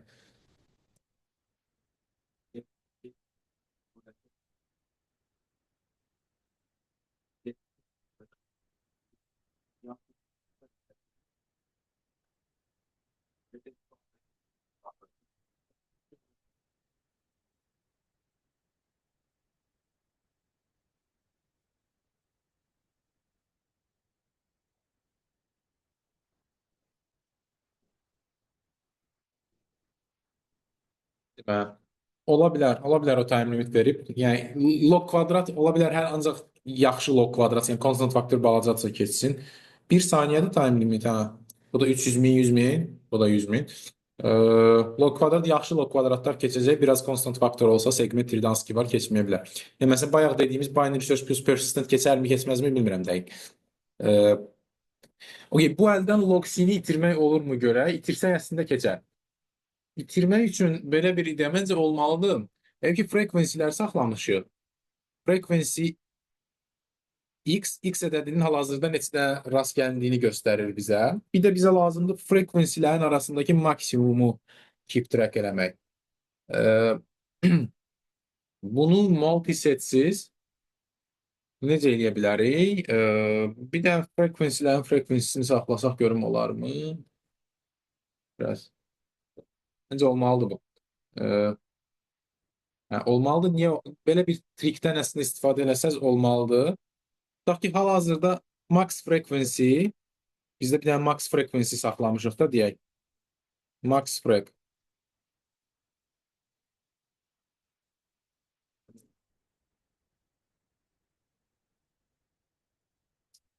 Max frequency hər hansı bir ədəddir. Insert eləyəndə, təzə element add eləyəndə bir problem yoxdur. Çünki təzə element add eləyəndə ancaq artır frekvensilər. Frekvensilər artanda rahatdır max frekvensini update eləmək. Yəni nəyinsə frekvensi max frekvensidən artıq oldusa, onu saxlaya bilərik. Amma azaldanda problem olur. Azaldanda amma belə bir özəllik var məncə. Ondan istifadə eləmək olar. Tutaq ki, hər hansı max frekvensi atıram 100 idi. Hansısa bir ədəddən 100 dənə var idi.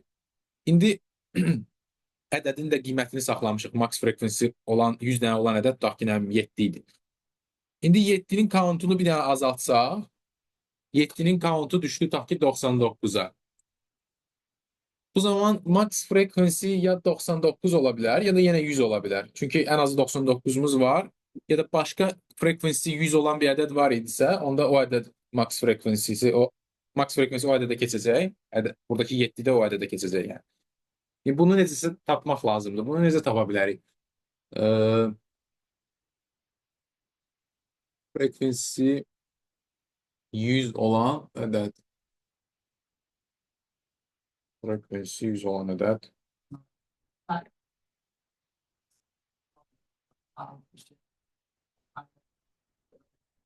Silmək lazımdır oradan sonra. Düzdür, unordered eləmək olar. Hə? Unordered'da constant böyük var biraz. Bəlkə keçər yenə də bilmirəm. Yəni kompleks M kökeni olacaq amma konstant olacaq. Ee, o. Ee, Məncə bunu eləmək olurdu. Köhnələrdən xatırlayıram bu texnika, yəni max frekvensini loqsuz keep track eləmək, amma hal-hazırda ağlıma gəlmir necədir. Biraz düşünə görə nəsə çıxsa. Ee, 100-ü 99-a salanda əvvəl 100 olan ədəd ola bilər. Əvvəl 100 olmuş ədədləri biz harda saxlaya bilərdik?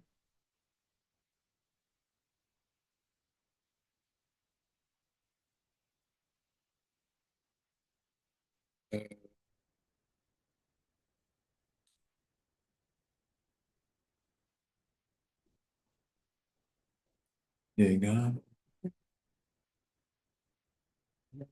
Nəysə, nə segmentdir? Segmentdirdən nəsə query eləsən logdur da ən azı yəni. Ee, Frekvensilərin frekvensisini saxlasaq bəlkə ola bilər, yəni count kimi. Görüm olurmu? Ona da count gəlin deyək. Yəni hər frekvensidən neçə dənə olduğunu saxlasaq. Görüm olarmı belə? Ee, Deyək ki, count Y-də göstərir ki, frekvensisi Y olan neçə dənə ədəd var. İndi məsələn frekvensi X-i biz X-in frekvensisini bir dənə azaldanda, X-in frekvensisi bir dənə azalanda nə baş verəcək? Əgər X-in frekvensisi əgər ki count count frekvensi X bir dənə azalacaq. Çünki X-in frekvensini azaltmazdan əvvəl X-in əvvəlki frekvensisinə də olan count bir dənə azalacaq. Yəni ki, frekvensisi tutaq ki 100 idisə, indi 99-a düşürsə, frekvensisi 100 olan ədədlərin sayı bir dənə azalacaq. Və nə bir dənə artacaq? Count frekvensi X çıx bir dənə artacaq və ya frekvensini bir vayda azaldandan sonra təzədən bu şeyi bir dənə artıracağıq. İndi bizim əslində hal-hazırda tapmalı olduğumuz şey nədir? Max frekvensi count ərreyində pozitiv olan ən böyük indeksdir də. Onu keep track eləməliyik. Pozitiv olan indeksi də necə keep track eləyə bilirik? Məncə rahatdır da.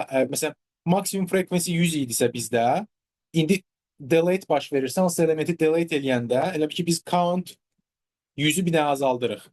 Count 100-ü azaldanda əgər count 100 sıfıra düşdüsə, o demək ki, frekvensi daha 100 olan ədəd yoxdur. Onda max frekvensi də daha 100 deyil, 99-dur.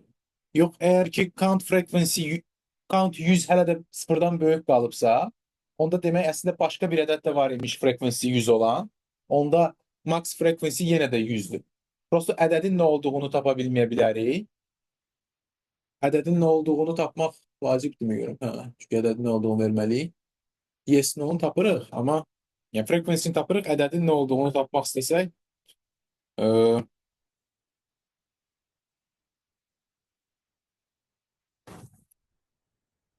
ədədin nə olduğunu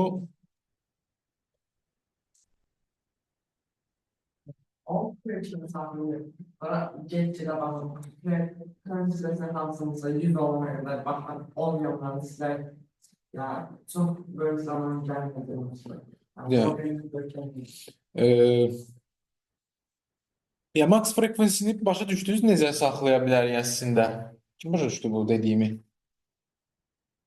Count saxlasaz ekstra bir dənə, elə ki frekvensinin frekvensisi kimi bir şey saxlasaz məncə olur. Yəni hal-hazırda burada olur kimi göründü. Başqa nəsə bir detalı qaçırmırıqsa olur. Ə, Yanında value-nu da saxlamaq istəsək, ə, yanında value-nu saxlamaq istəsək bilmirəm necəsə olacaq yoxsa yox. Value value əvvəl 7 idi, indi 100 düşdüsə yenə də frequency 100, count 100 çoxdursa sıfırdan, onda count 100-ü verən başqa bir ədəd var. O ədəd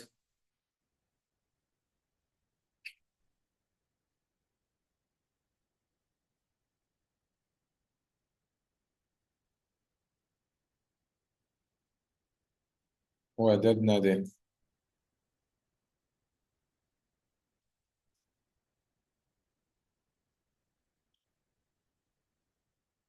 Count 100-ü verən ədəd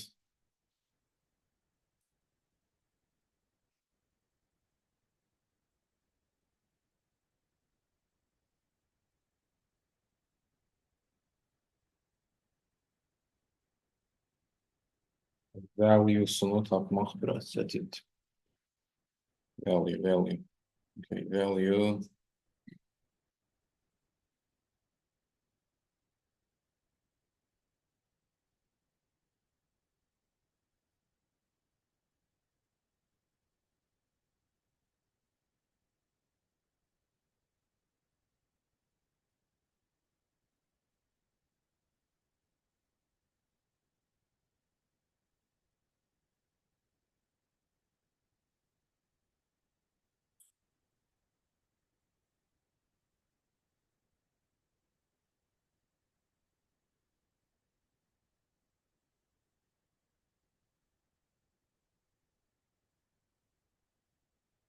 Value'sunu dəqiq bilmirəm necə tapa bilərik, amma yəqin ki olacaq value'sunu da tapmaq, çünki əsas məncə frequency tapmaqdır. Bu hələ o qədər çətin deyil. Görüm altda bu ilə yazanlar varmı? Square root log bu pisdir. Will not pass. There is a nice solution which works in ion log n. Ratio is 2'de 1 in this. Keçməyəcək deyir, amma square root decomposition nəyə deyir bilmirəm. Yəni əslində M kökən yazsaq keçər məncə. Yəni kifayət qədər yaxşıdır M kökən. Will ON to them root n pass, mine doesn't deyir bu. Biraz constant faktordan da asılı dərsin. I'm going to guess the also right. Okay. Nice problem of suffix 3. Enjoyed solving this.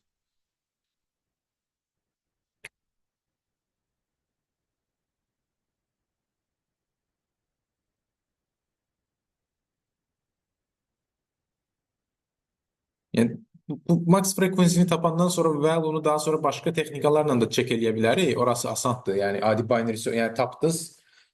Hər elə ki query üçün max frekuensini tapacaqsınız. Əgər max frequency yarıdan böyüksə cavab yes-dir.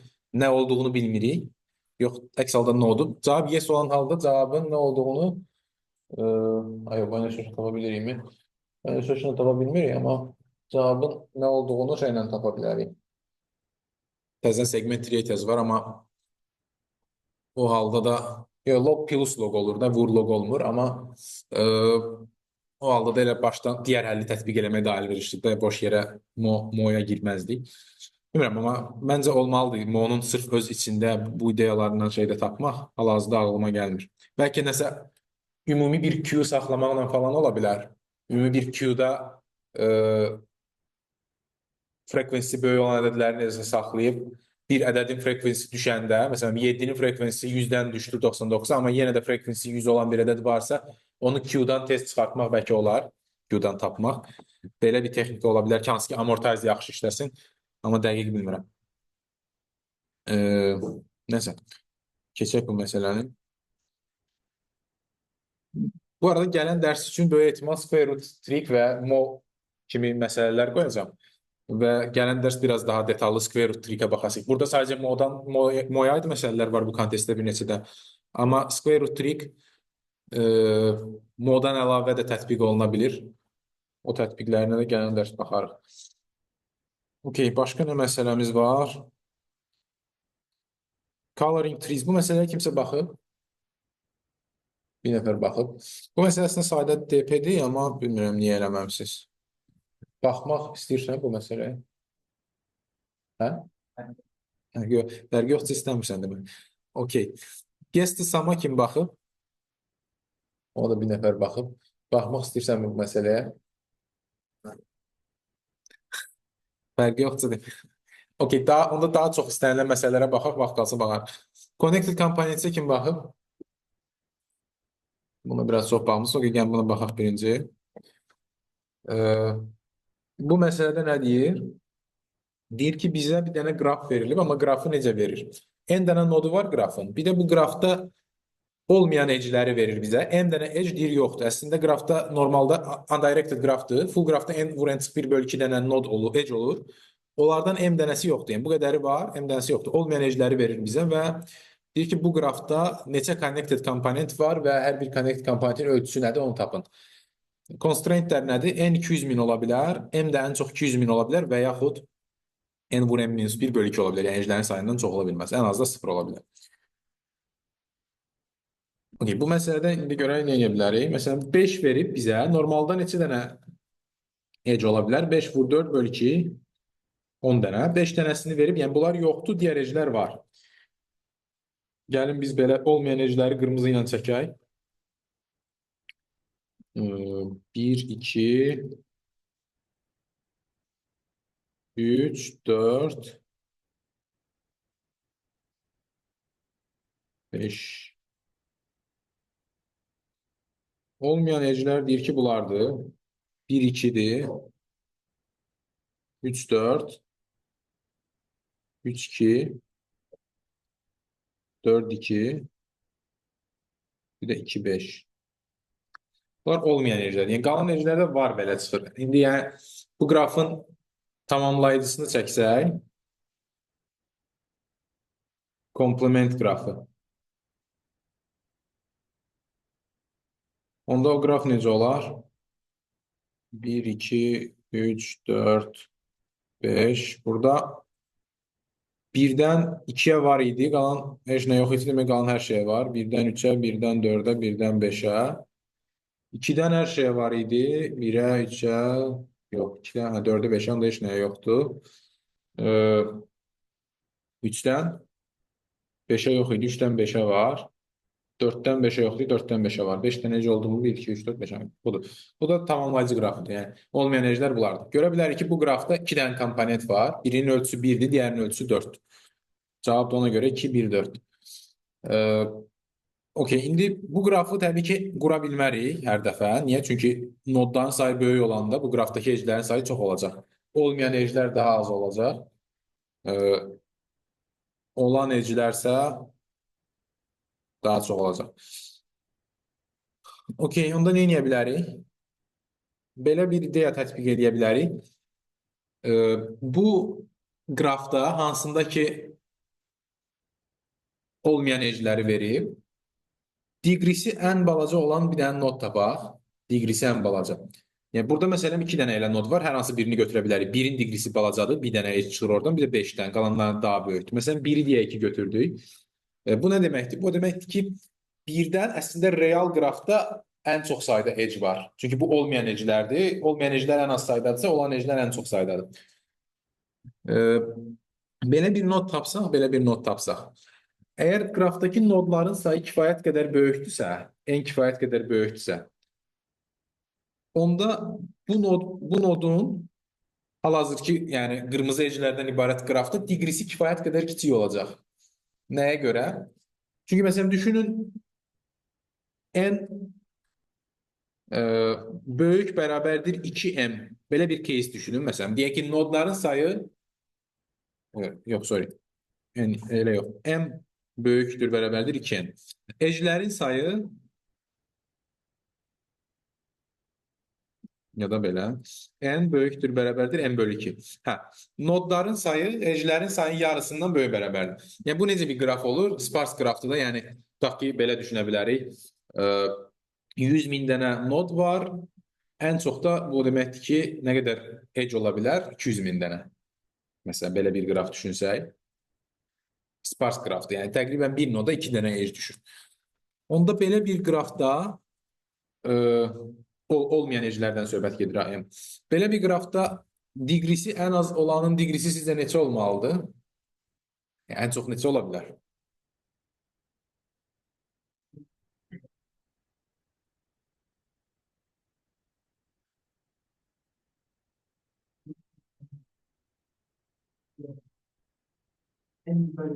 Yaxşı, belə çaşırsınızsa example verim. Nodların sayı deyək 10 üstü 5 dənə olan bir qraf var. Edgelərin də sayı dəqiq 2 vur 10 üstü 5 dənə olan, yəni iştirak eləməyən edgelərdə qırmızı edgelerin sayı. Onda bu qrafda diqrisi minimum olan nodun diqrisi ən çox neçə ola bilər? 2. Yəni pigeonhole prinsipinə görə, çünki hər nodun 2 yox, əslində bəlkə 4, amma nəsə. Burada hər nodun diqrilərini toplayanda, bütün nodların diqrilərini toplayanda bizə 2m verəcəkdir, elədir. Çünki hər edge 2 dənə nodu birləşdirir. Bu da bizdə məsələn eləyəcək 4 vur 10 üstü 5. Deməli, 4 vur 10 üstü 5 varsa, onda hər bir noda ortalama nə qədər düşür? 4 dənə düşür. Onda demək ən az olanda elə bir nod var ki, orada 4-dən çox deyildir. Çünki bütün nodlarda 4-dən çox olsa, onda edge'lərin sayı 2 vurulsun 5-dən çox olmalıdır. Ən az olan diqrisi 4 olacaq. Yəni təqribən əslində 2 də deyə bilərik buna. O notation kimi düşünsən, amma prosta vur 2 misli var da. Dolayısıyla nodların sayı çox olanda m-in n-ə nisbəti kiçilir də, elədir. M-in n-ə n böyüdükcə m-in n-ə nisbəti kiçilir. Niyə? Çünki balaca n-lərdə ola bilər full qraf versin, yəni burada m çox olsun. Amma n böyüdükcə m çox böyüyə bilməz. Çünki m-in sərhədi var 200 min. Deməli, m bölən kiçikdir. Ona görə nodların sayı çox olan qraflarda bu tapacağımız nodun diqrisi çox balaca olacaq. Onda deməli, əsl qrafda, hansı ki, edge'lərin olmalı olduğu qrafda buna çoxlu birləşən nod var.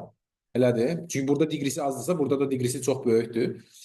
Onda bu nodun olduğu çox böyük bir komponent var deməkdir əsl qrafda. O komponenti müəyyənləşdirsək əslində, geri qalan nodlardan ibarət komponentlər çox balaca komponentlərdir. Onları daha effektiv birləşdirə bilərik. Yəni, daha sürətli həll tapa bilərik. Yəni, dolayısıyla nə edəcəyik? Biz bir dənə nod tapasıyıq. Hansı ki, o nod olsun min degree nod. Min degree nod. Min deg nod. Bu nodu tapandan sonra bu nodla qırmızı edge'lərlə birləşən qrafda birləşməyən nodları, yəni hansı ki, real qrafda birləşən nodları birləşdirək. DSU ilə birləşdirə bilərik, məsələn. Birləşdirəndən sonra bir dənə böyük komponent tapasıyıq. Yəni, ona böyük komponent deyək. Düzdür. Nodların sayı balaca olan qrafda o böyük komponent olmaya bilər, amma nodların sayı balaca olan qrafda zaten bu həll yenə okey işləyəcək. Çünki nodların sayı az olanda həllimiz okey olacaq. Kompleksdir, çünki nodların sayından da asılıdır. Ona bir dənə böyük komponent deyək. Bir də geri qalan nodlar var. Hansılar ki, hələ ki bu nodla birləşməyib. Eyni komponentdə dimi deyilini dəqiq bilmirik. Bu min degree noda bir dənə V dedim. Buna birləşən çoxlu nodlar var. Onları birləşdirib bir dənə böyük bir komponent aldım. Bir də qrafda qalan nodlar var. Bu qrafda qalan nodlar real qrafdan söhbət gedir. Ola bilər ki, buna düzü birləşməyiblər, bilirik. Çünki buna birləşənlərin hamısını birləşdirdik. Amma ola bilər ona birləşən nəyəsə birləşmiş ola bilərlər. Yəni, o ilə yenə eyni komponentdə ola bilərlər. Və yaxud yox, olmaya bilərlər. Olmasalar öz aralarında birləşib necəsə komponent əmələ gətirə bilərlər. İndi onları necə tapa bilərik? Bu qrafda qalan nodların sayı çox olmayacaq, yenə də elədir. Bu qrafda qalan nodların sayı əslində şeydir də, bu verilmiş qrafda bu ilə birləşənlərdir də, qrafda qalanlar. Onlar da min degree tapdığımıza görə minimum saydadır. Yəni, n böyüdükcə bu say kiçiləcək. Çünki m-in n-ə nisbəti kiçilir. Onların sayı əslində o n bölü m dənə olur da, o nodların sayı, bu nodların sayı. O n bölü n dənə. Dolayısıyla n böyüdükcə bu say kiçiləcək. Onda bu nodların hər biri üçün əslində biz bu nodların hər biri üçün bütün edge'lərə baxıb eləyə bilərik. Connected komponentləri update eləyə bilərik. Çünki bu nodların sayı çox deyil. Bunların hər birindən maksimum nə qədər nod çıxa bilər? N dənə çıxa bilər də hər birindən. Hətta n çıx bir dənə. Yəni, bundan bütün digər nodlara baxa bilərik. Hansılara ki, qırmızı edge yox idi, onlara demək real edge var. Yəni, bu qrafda edge yoxdursa, demək realda edge var. O edge'ləri birləşdirə bilərik. Dolayısıyla belə bir kompleksimiz əslində olacaq. Ən böyük minimum degree olan nodu tapdıq, hansı ki real qrafda max degreelidir. Onu birləşdirdik. Bunun kompleksisi sadə şəkildə nədir? DSU ilə eləsə, DSU-da union find'i O1 hesablasaq, O1 nəzərdə tutsaq, bu hissənin kompleksi sadə adicə şeydir. Neyinirik? Bir dənə nod tapdıq, bütün yəni n plus m-dən pis deyil də, ən pis halda n plus m-dir. Yəni, bütün nodlara və edge'lərə baxıb orada birləşdirmələr eləyəcəyik.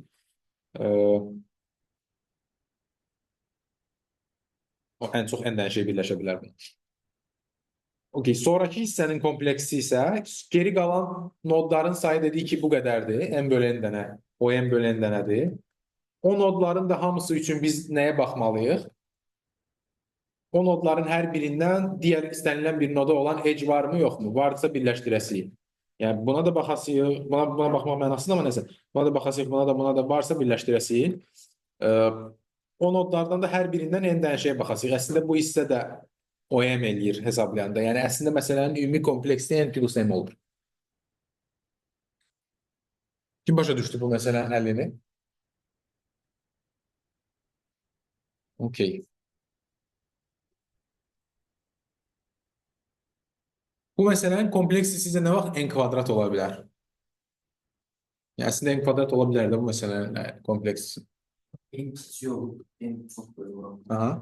En kiçik və Yəni m təqribən n kvadrat olanda da belə. Hansı ki o halda n məcbur kiçik olmalıdır. Çünki m 200 mindən çox ola bilməz. O halda necə bir haldır? Yəni elə ki belə bir böyük komponent yaranmayacaq. Buna birləşən bu real qrafda az nod olacaq. Bütün nodlar demək olar ayrı qalacaq. Onların hər birindən n dənəyə baxmalı olsa n kvadrat olacaq. Amma o halda n məcbur kiçik olmalıdır. Okey.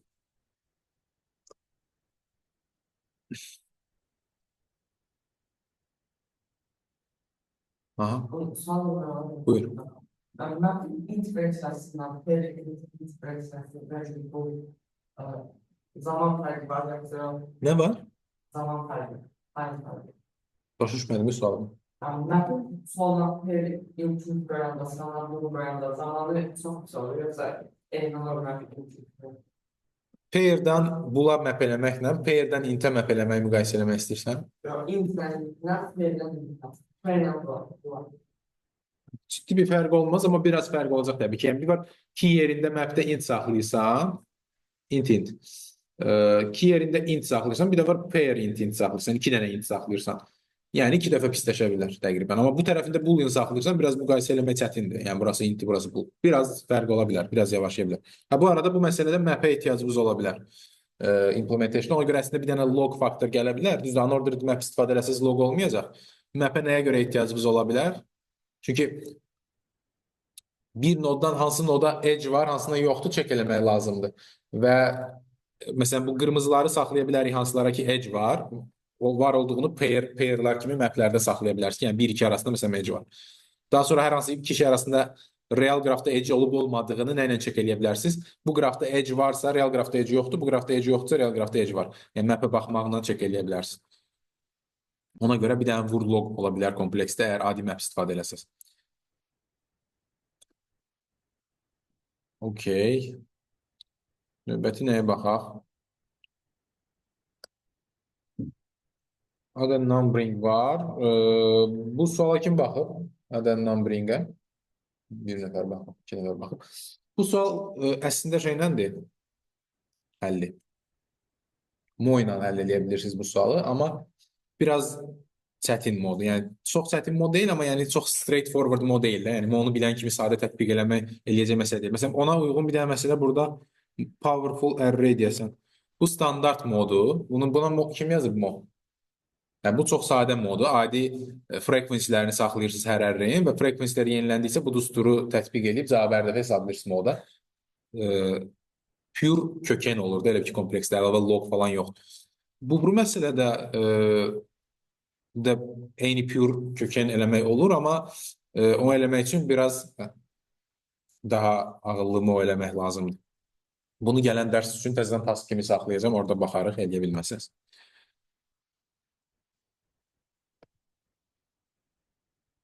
Bu məsələyə kim baxıb? Reconstructing Company. Bir nəfər baxıb və həll eləmiş. Kim həll edib bunu? Bunu Hüseyin həll edib. Şöyle baxmışam. Bu məsələdə istəsəz baxa bilərik. Bu məsələ də əslində sadə məsələdir. Yəni DSU ilə həll edə biləcəyiniz bir məsələdir. Amma pis məsələ deyil də, gəlin baxaq. Elə bir ki, belə bir qraf düşünün. Başda bütün nodlar disconnecteddir. İki tip birləşdirmə əməliyyatı var. Normal X nodunun komponenti ilə Y nodunun komponentini birləşdirin. Bu adi DSU-da bildiyimiz birləşdirmədir. Bir dənə də ikinci tip birləşdirmə ola bilər ki, X nodundan Y noduna kimi bütün nodların, yəni X-Y range'indəki bütün nodların olduğu komponentlərin hamısını birləşdirin. Bir də üçüncü tipi də query'dir. Orada bizdən soruşur ki, hər hansı iki nod eyni komponentdədir, yoxsa yox. Yəni standart DSU məsələsinə oxşayır bir dənə fərqli şey oldu ki, arada bir neçə komponenti birləşdirmək var. Burada da ideya nədir Hüseyin? Hüseyin, nə tər eləmişsən bunu? Burada B'den D'ye kimi hər dəfə rootların tartışan komponentlər. B'dən C'ye kimi? X'dən Y-ə kimi? X'dən Y-ə. Ha.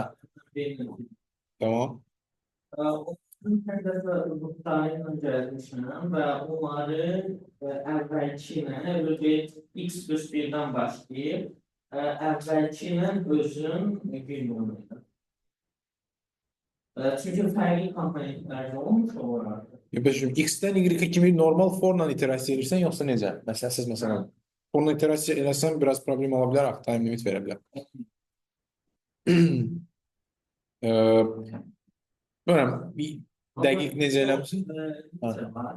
Diyelim muhtarına itiraz edelim.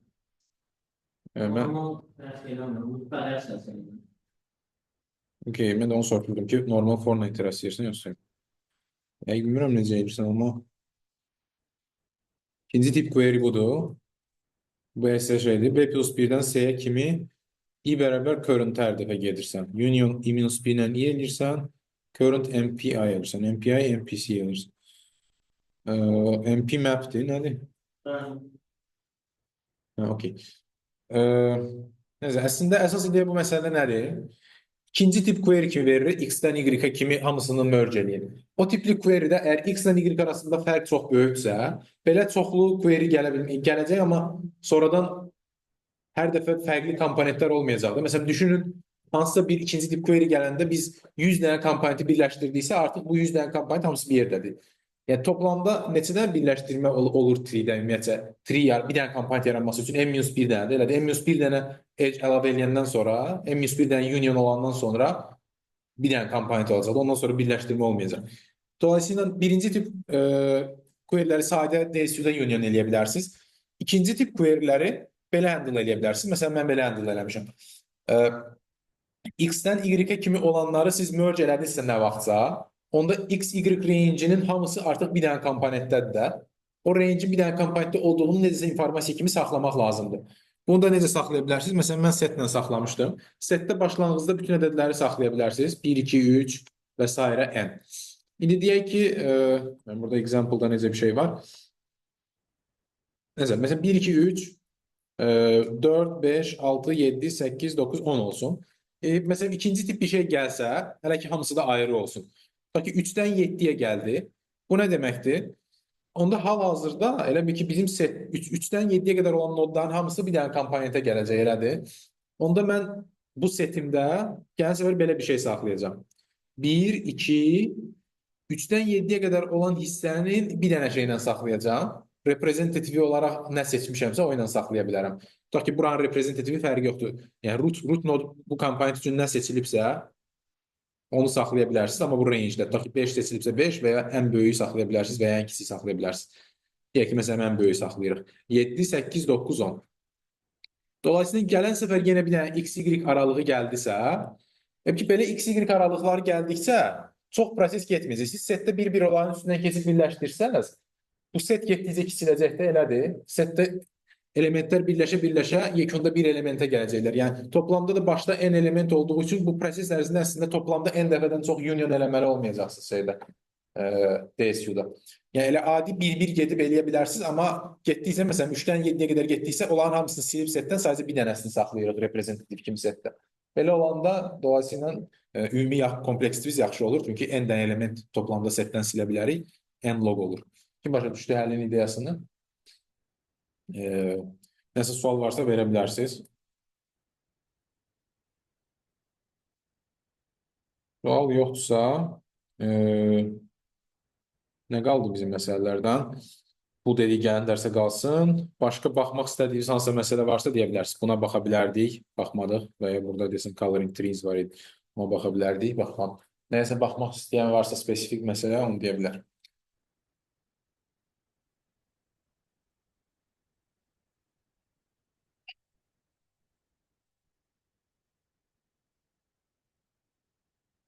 Okey, yoxsa o zaman gələn dərs dedik ki, nə olacaq? Square root triklər olacaq. Yəni məsələlər bu ilə bağlı olacaq. Square root trik. Adətən square root trikə nələr daxildir? Square root decomposition da deyirlər. Bir square root decomposition daxildir. Bir də məsələn mod trik falan o da bura daxildir. O da square root trik sayılır.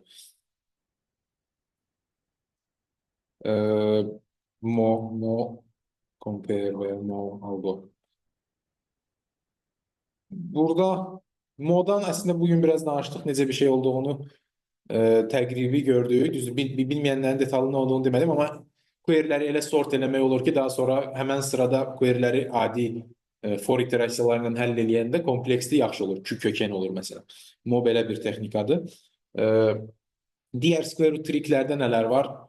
Verilmiş adətən bir data verilir, array verilir. Array'i kökən ölçülü bloklara bölüb hər blokdan nəsə informasiya hesablayıb, daha sonra o informasiyalardan istifadə edib query'lərə cavab vermək. Məsələn, bu ən məşhur square root triklərdən biridir, ümumi general danışılan məsələlərdən. Və ya şey ola bilər, updated məsələn, updated variantı da ola bilər bunun. Point update olanı ola bilər, range update olanı ola bilər. Yəni range update gəlir. Siz hər blok üçün hansı informasiyaları saxlayırsınız. Daha sonra query'lərdə gələndə elə bir ki, hər blokdakı informasiyaları blok hesablaya gelirsiniz. Elə ki, bir bloku o birə götürürsünüz. Bir də yarımçıq blokları elə bir ki, full blokun içini gəzməklə həll edirsiniz. Bu tip şeylər var. Daha sonra nələr var? Məsələn, square root triklə bağlı. Məsələn, motivasiya olsun deyə belə bir məsələyə baxa bilərik. Məşhur bir məsələ var. Geolimdə adı Xenian tree olmalıdır. Onun məsələn, əvvəlki dərslərdə centroid decomposition-dan həllini görmüşük. Həmən məsələni mən kontestlərə salmışam. Onun square root decomposition-dan da həlli var. Məsələ nədən ibarətdir? Belə bir şeydir. Bir dənə tree verilib bizə. Bu tree-də başlanğıcda bütün nodlar ağdır. Arada query'lər gəlir ki, hansısa nodu qara rəngdə rəngləyin. Və arada da update yəni gəlir. Arada da query gəlir, hər hansı bir nod verir və bu noda ən yaxın qara nodun məsafəsini və ya nodun özünü tapmaq lazım. Məsafəsini deyək, ən yaxın bir neçədən qara ola bilər. Ona görə o halda nodun özünü tapmaq olsa, onda da gərək ya any nod deyək, ya da ən balaca indeksi deyək. Belə də ola bilər məsələ, amma məsafəsini tapmaq kifayətdir. Yəni məsələ belədir. Update hansısa V nodunu, yəni bunu ağ nod verir, onu qara eləyin deyir. Əgər qara idisə başdan elə qara olaraq saxlayırıq. Tərsinə dəyişmək yoxdur. Yəni qara idisə ağ eləyin, ağ idisə qara eləyin deyil. O versiyası da var məsələn, amma o versiyası biraz daha çətindir. Okey, hansısa ağ nodu qara eləyirik və yaxud ask eləyirik ki, V noduna ən yaxın qara nodun məsafəsi nədir? Noddan sayı və query'lərin sayını təqribən 2/5 və ya 5 düşünə bilərik. Belə bir məsələni square root triklə necə həll edə bilirik? Burada square root trikin biraz fərqli variantı tətbiq olunur. Məsələn, array tipli məsələlərdə adətən tutaq ki, square root decomposition şey ola bilər. Array-i square root ölçülü bloklara bölüb nəsə hesablamaq. Amma burada şey var. Square root təqribən square root n dənə və ya m dənə fərqi yoxdur. Burada nəyin square rootunu seçirsiniz və yaxud necə fərqi var? Hansısa seçmək biraz daha sürətli işləyə bilər. Onu praktikada yoxlaya bilərsiniz. Tutaq ki, square root n dənədən bir şey eləyə bilərik. Hansısa bir informasiyanı yenidən hesablaya bilərik. Belə square root triklər də var. O nə ola bilər? Deyək ki, belə bir şey eləyirik. Hansısa update-lər gəlir bizdə V nodlarını qara eləyin və biz bunları lazy saxlayırıq. Necə lazy saxlayırıq? Tree-də qara rəngdə rəngləmirik. Prosto bir dənə Q-muz və ya vektorumuz var. O vektora yığırıq ki, bu nod əslində qara rəngdə rənglənməli idi, amma rəngləməmişik. Tutaq ki, bir neçə dənə nod gəlib burada, V1, V2 və s. Və D deyirəm ona. D dənə nod yığıla bilər burada ən çoxu. Hansı ki, D bizdə öncədən seçdiyimiz bir dəyər olmalıdır. Bunu təqribən square root of n və yaxud square root of m seçə bilərik, query'lərin sayı və yaxud özümüzdən təqribən bir ədəd seçə bilərik. 2/5-dirsə 300, 400 falan belə bir şey seçə bilərik. Və nə edəcəyik? Elə bir ki, müəyyən qədər update gəldikcə onları bir dənə Q-da və ya vektorda saxlayacaq lazy və müəyyən dənə update-dən sonra hamısını bir dəfəlik tree-də update edəcək. Deyək ki, D dənə yığıldısa artıq bu vektorumuzda götürüb bu D dənə nodun hər birinə tree-də qara eləyəcəyi onları, yəni tutaq ki, 1 qoyasıyıq. Sonra hər noddan ən yaxın qara noda məsafəni ON-ə necə hesablaya bilərik tree-də? Bütün qara nodlardan paralel BFS atsaq, bütün qara nodları öncə BFS-ə, Q-yə doldurub BFS atsaq, bütün qara nodlardan çata bildiyimiz, yəni ən tez hara çatırıqsa onu hesablamış olacaq. Dolayısıyla hər noddan əslində ən yaxın qara noda olan məsafəni tapmış olarıq. Yəni bu şəkildə ON-ə bir qrup hesablaya bilirik hər noddan ən yaxın qara noda məsafə nədir. Okey, deyək ki, indi müəyyən neçə dənəsə update əvvəl bunu hesablamışıq, ən yaxın qara noda məsafəni. Və bir neçə dənə də qara nod sonradan update olunub, amma biz onları nəzərə almamışıq bu hesablamada. Amma onları vektorda saxlamışıq, sanki lazy kimi. Onda indi bir dənə query gəlsə, hər hansı bir ask v gəlsə ki, v noduna ən yaxın qara nod nədir? Onda buna biz necə cavab verə bilərik? Əvvəl hesabladığımız cavab, yəni əvvəl elədiyimiz update-lərə görə BFS-lə hesabladığımız cavab ya ən yaxşı odur, ya da bu vektorda yığılmış lazy qalan nodlardan birinə olan məsafə ən yaxın ola bilər, elədir? Bu vektorda yığılmış nodlardan hər hansı birinə olan məsafələri də biz hesablaya bilərik. Bir-bir, yəni onların hər birinə məsafə hesablayıb v nodundan cavabı tapa bilərik. Yəni bir buradakı əvvəl hesabladığımız cavab, bir də bunların hər birinə olan məsafələr. Hansı daha kiçiksə cavab olur. Bunların hər birinə olan məsafələri nə ilə hesablaya bilərsiniz? Nə ilə hesablaya bilərsiniz? Ha? Elə həmin nodun özündən deyil. Yox, yox. Sürətli hesablamalıyıq, o biri hesablamalıyıq. Yəni V-dən hər hansı iki nod arasında 3-də məsafə hesablamaq. LC. Aha.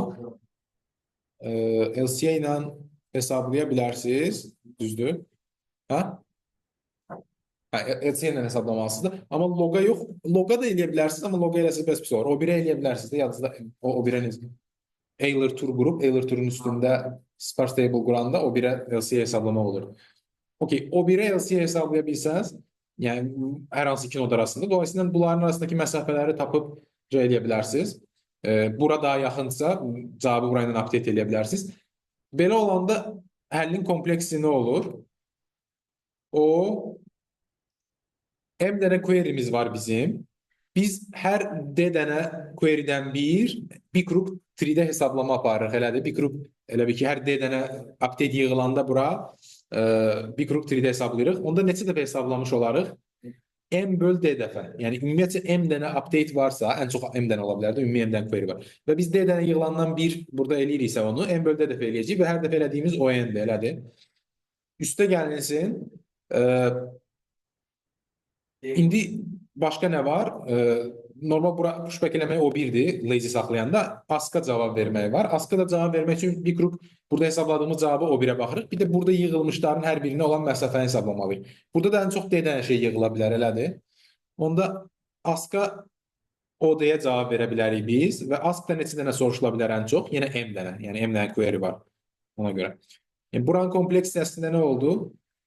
M'də vur N, üstə D, M oldu. Yəni burada məsələn biz D-ni nə seçsək kompleksdə yaxşı olar, onu düşünə bilərik. Məsələn, D-ni tutaq ki, kök M seçsək, onda buranın kompleksi olar N kök M, üstə gəlsin M kök M, elədir.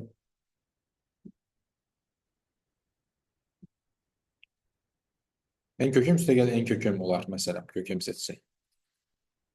Amma D ilə biraz oynayıb dəyişə də bilərsiniz bunu bəzi məsələlərdə. Məsələn, nə zaman D-nin qiyməti ilə biraz oynamaq yaxşı olur? D-ni özünüz qabaqcadan konstant bir dəyər seçə bilərsiniz. Tutaq ki, constraint-lərdə 2/15 verilibsə, onun kök atması təqribən nə ola bilər? 320 15-də olar məncə. Yox. Çünki 300-ün kök atması, 300-ün kvadratı 15-dən balaca edir. 400-500 arası bir şey olacaq 2/15-in kök atması. Tutaq ki, məsələn 450 seçdiniz.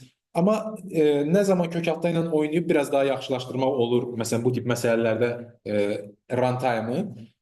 Məsələn, iki hissədən ibarətdir. Məsələn, bu hissəsi var, bir bu hissəsi var. Məsələn, kök M seçəndə burada N kök M plus M kök M alındı. Amma ola bilər ki, hansısa hissədə konstant faktor biraz böyükdür. Məsələn, bu hissədə 3-də BFS atırıq. Bu hissədə isə LCA hesablayırıq.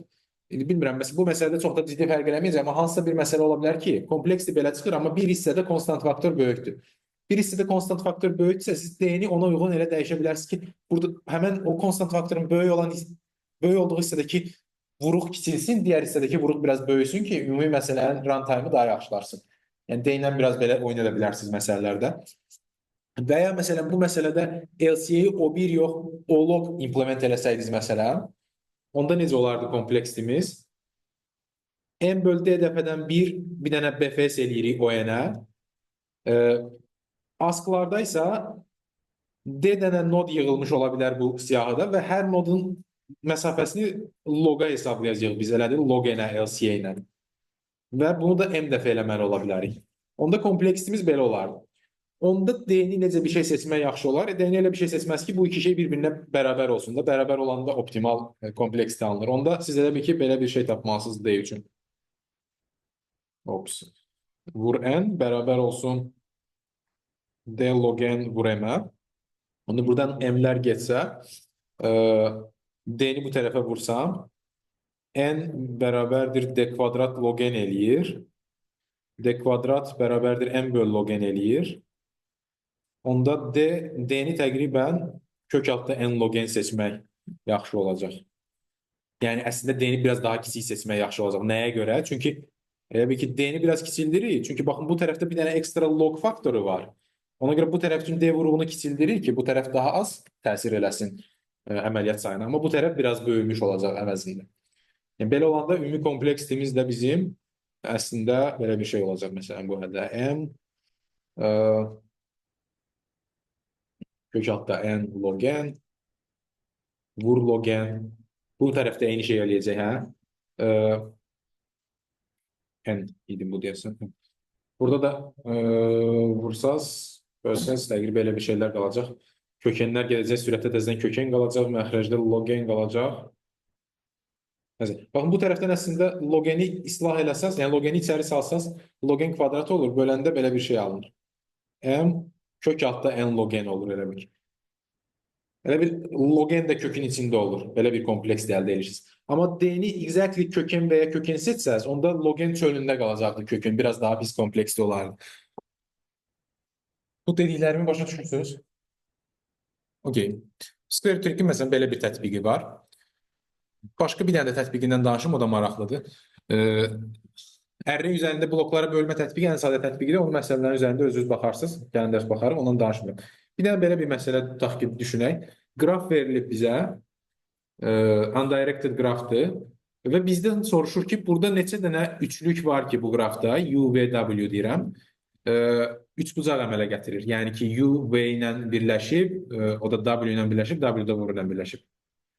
Başa düşdünüz də, yəni nə soruşur. Neçə belə üçlük var ki, verilmiş qrafda, üçü də bir-birindən bu şəkildə birləşib. NM də constraintlərdə yenə 10 üstü 5 ola bilər, təqribən və ya 2 10 üstü 5. Belə bir sual. Bunun üstündə bir 5 dəqiqə düşünün, sonra bunu necə eləyə bilərik? Baxaq.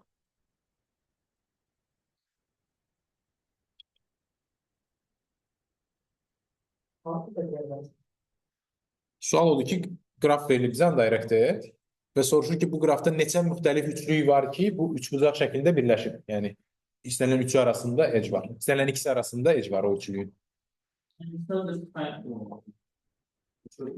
Yəni, üç ölçülü cycle'ların sayını tapın və yaxud. Tamam, nəsə fikirləriniz var? Yoxdur. Tapmışdım kökən. Gəlin belə birinci baxaq, məsələn, ümumi düşünək. Bax ki, hər bir nodun, məsələn, hər bir U nodunun siyahısı var da, biz orada hansı nodlara edge var saxlamışıq. Bu nodun siyahısında, hər bir nodun siyahısına baxsaq, hər nodun siyahısında 2 dənə nod seçsək, ki, o siyahıdan hər hansı ikiliyi götürsək V və W, U-dan V-yə də var, U-dan W-yə də var, çünki U-nun siyahısındadır. Ondan sonra prosto bir dənə çək eləməliyik ki, V ilə W arasında edge var, yoxsa yox. Varsa bir dənə üçlükdür sayaq. Belə eləyəndə prosto kompleks nə olar? Ki, hər nodun siyahısına baxasıyıq. Hər nodun siyahısındakı ikiliklərə baxmaq lazımdır. Hər nodun siyahısında edge'lər saxlanılır. Bunlar əslində toplamda, bütün nodların siyahıları toplamda OM-dir də. Amma ən pis halda da M kvadrat olacaq da həllimiz. Çünki hər hansı bir nodun siyahısında OM-li bir şey ola bilər və biz oradakı istənilən ikiliyə baxsaq ki, bunun ikisinin arasında edge varmı çək eləsək, bu OM kvadrat əldə olacaq. Amma n vur M kvadrat olmur da, çünki ümumi toplamda hamısının sayı da OM olduğu üçün ümumi M kvadrat olur. Yəni ən pis halda o haldır ki, hamısı bir dənədə yığılıb. Hamısı bir dənə nodun siyahısında yığılıb. Amma məsələn, balanslı yığılsaydı, təqribən düşün, məsələn, n dənə nod var, amma hər nodun siyahısında az sayda olsaydı, bu hələsində kifayət qədər yaxşı həldir. Yəni, məsələn, hər nodun siyahısında düşünün 10 dənə, tutaq ki, edge var. Onda onun kvadratı olacaq, vurulsun n olacaq da, məsələn, belə example kimi baxsaq. Amma belə də pis həll ola bilər. Bu hansısa nodun siyahısında çoxlu şey olsa, başqa nodlar olsa, yəni ondan çıxan çoxlu edge'lər olan.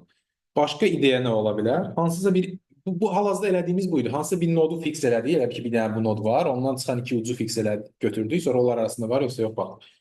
Başqa nə ideya ola bilər? Hansısa bir edge fix eləsək. Məsələn, U ilə V edge-ini götürək. İndi U və edge-ini götürəndə elə bir dənə W tapmağımız lazımdır ki, həm U-ya birləşib, həm V-ya birləşib. Belə bir W tapanda o zaman bu da üçlükləri saymaq üçün bir üsuldur. Belə eləsək nə olar? Məsələn, hər U və edge üçün belə nə qədər edge var? OM dənə edge var da, elədir. Daha sonra e, bir də hər W üçün W-nun neçə usulunu seçə bilərik? N usulundan. Çek eləməkdə o birə çek eləyə bilərik ki, bu ikisi arasında edge var ya yox. Yəni unordered mapdə saxlasaq edge'ləri ki, nədən nəyə edge var? Çek eləyə bilərik ki, buradan buraya edge var, buradan buraya edge var. Yəni onda OM-nə də belə bir həllimiz ola bilər. Elədir? Yəni hər hansı bir edge-ə baxdıq və sonra üçüncü nodu isə istənilən bir noddan seçdik, baxdıq ki, bundan da ora edge varmı? OM-in həllimiz də var, M kvadrat həllimiz də var. Əslində bu iki həlli fərqli situasiyalarda birləşdirib yaxşı həll almaq olur. Yəni square root trig hal-hazırda bu məsələdə bu iki həlli elə bir ki, ayrı-ayrı tətbiq edəcəyik. Bəzən bunu tətbiq edəcəyik, bəzən o bunu tətbiq edəcəyik. Bir növ. Görək necə olacaq. Məsələn, bu həlli dedik, nə vaxt tətbiq eləmək sanki yaxşıdır? Hansı nodların siyahısındakı şeylər azdır? Nodlar azdır, yəni ondan çıxan edge'lər azdır, diqrisi az olan nodlarda bu həll yaxşıdır. Görək indi məsələn necə bir şey eləyə bilərik? Tutaq ki, diqrisi kök altda n-dən kiçik bərabər olan nodlar üçün, bu ideyanı tətbiq eləməyə çalışaq. Bu ideyanı. Görək nə əldə eləyərik. Diqrisi kök altda n-dən kiçik olan nodlar üçün bu ideyanı tətbiq eləyəndə bir dənə nod üçün ən pis ON olacaq da elədir, kök altda n-in kvadratı. Çünki onun siyahısında ən çox kök altda n dənə şey var, oradakı istənilən ikili arasında edge var, yox çək eləyəcək, kök altda n-in kvadratı olacaq. İndi belə neçə dənə nod ola bilər? Hə? Əslində kökən nə deyil? Məsələn, exactly kökən olsa şeyin sayı, diqrilərin ölçüsü. Belə ən çox kökən dənə şey ola bilər. Amma kiçildikcə nə ola bilər? Nodların sayı arta bilər. Yəni əslində belə düşünə bilərsiniz siz bunu. Diqrisi D kimi fix eləsək, yəni diqrisi D olan nodlara baxanda D kvadrat dənə biz şey eləyirik və onların sayı nə qədər ola bilər? M böl D dənə, elədir? Çünki diqrisi D olan ən çox M böl D dənə nod ola bilər də bizdə. Daha doğrusu M böl D dənə. Çünki toplamda M dənə edge var. Toplam diqrilərin sayı 2M'dir. 2-ni yazmıram, konstantdır deyə. Və diqrisi D olan, D-dən kiçik bərabər demirəm, amma exactly D olan ən çox neçə dənə nod ola bilər? M böl D dənə. Çünki M böl D dənədən sonra və daha dəqiq desə 2M böl D dənədən sonra hərəsində D dənə olanda ümumi 2M yaranır da, 2M diqri yaranır toplamda. Onda deməli, əslində diqrisi D olanlara görə baxsaq, bizim kompleksimiz M böl D vur D kvadrat olur. Dolayısıyla biz D-ni kök altda n-lə limitləsək, bizim kompleksimiz MD olacaq. Yəni M kökən olacaq. Bu biraz burada tam dəqiq görmək çətindir. Məsələn, D-nin kiçik qiymətlərində düşünə bilərsiniz ki, şey olur, bura artır. Elədir, D-nin kiçik qiymətlərində bu vuruq artır da. Amma bu vuruqsa kvadratı ilə azalır. Yəni əslində daha da kiçik olacaq. Ən pis hal kökən olan haldır. Yəni D-nin kökənindən kiçik bərabər qiymətlərində buranın ən pis kompleksi D exactly kökən olandadır. D kökəndən daha kiçik olanda bura daha da yaxşı olacaq. Nəyə görə? Belə düşünə bilərsiniz. Yəni məxrəcdə kökəndən kiçik olanda buradakı məxrəc kiçilir. Elə ki bura isə kvadratı ilə böyür və yaxud əslində bunu ixtisar şey eləsəz, MD kimi baxsaz, yəni D kiçildiksə bu əslində daha yaxşı olacaq. Yəni ən worst case D kökən olandadır. İndi kökən seçdiksə, kökəndən kiçik olanlar üçün bu cür həll eləsək, kökəndən böyük olanlar üçün nə edə bilərik? Bu birinci case. İkinci case diqrisi böyükdür kökən olanlar. Diqrisi böyükdür kökən olan nodların sayı özü M böl D-dən kiçikdir. Yenə də diqrisi D desək. Bu da kökəndir deyə nədən kiçikdir? Say. M böl kökəndən kiçikdir də say. Elədir. Bu nodlar M böl kökəndən kiçikdir. Bu nodların hamısı üçün, elə ki bu həlli tətbiq edəcəyində, bu V nodlarını kimi götürək onları, bütün edge'lərin üzərindən keçəcəyik və bu nodlara baxasıq. Bu nodlar hansı ki nə qədərdir? M bölü kökündən azdır. O nodlar üçün çəkiləcək bu noddan bu edge'in hər iki ucu nöqtəsinə edge varmı? Yəni kompleksimiz bu hissədə də olacaq. O bütün edge'lərin üzərindən keçəcəyi M, amma hansı nodlar üçün keçəcəyi bütün edge'lərin üzərindən? Yalnız diqrisi kökəndən böyük olan nodlar üçün. Onların da sayı M bölü kökəndən azdır. Bu hissədə də belə bir kompleks alacaq. O M vur M bölü kökən. Yəni bu da əslində buradakı kompleks şeydir. Yəni M ilə M-i təqribi bərabər götürsək bir-birinə, hansı ki constraintlərdə elə verilmişdi bizə 2 grounds to 5. Onda kompleks deyə M kökən və ya N kökən kimi deyə yanaşa bilərsiniz. Yəni M-i N-ə bərabər götürsəz. Kim başa düşdü bu həll ideyasını? Nəsə sual varmı?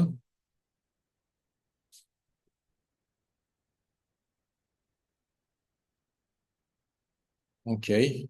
Sual yoxsa o zaman gəlin yekunlaşdıraq. Gəlin dərs square root trick ilə bağlı məsələlər olacaq, onlara baxarıq.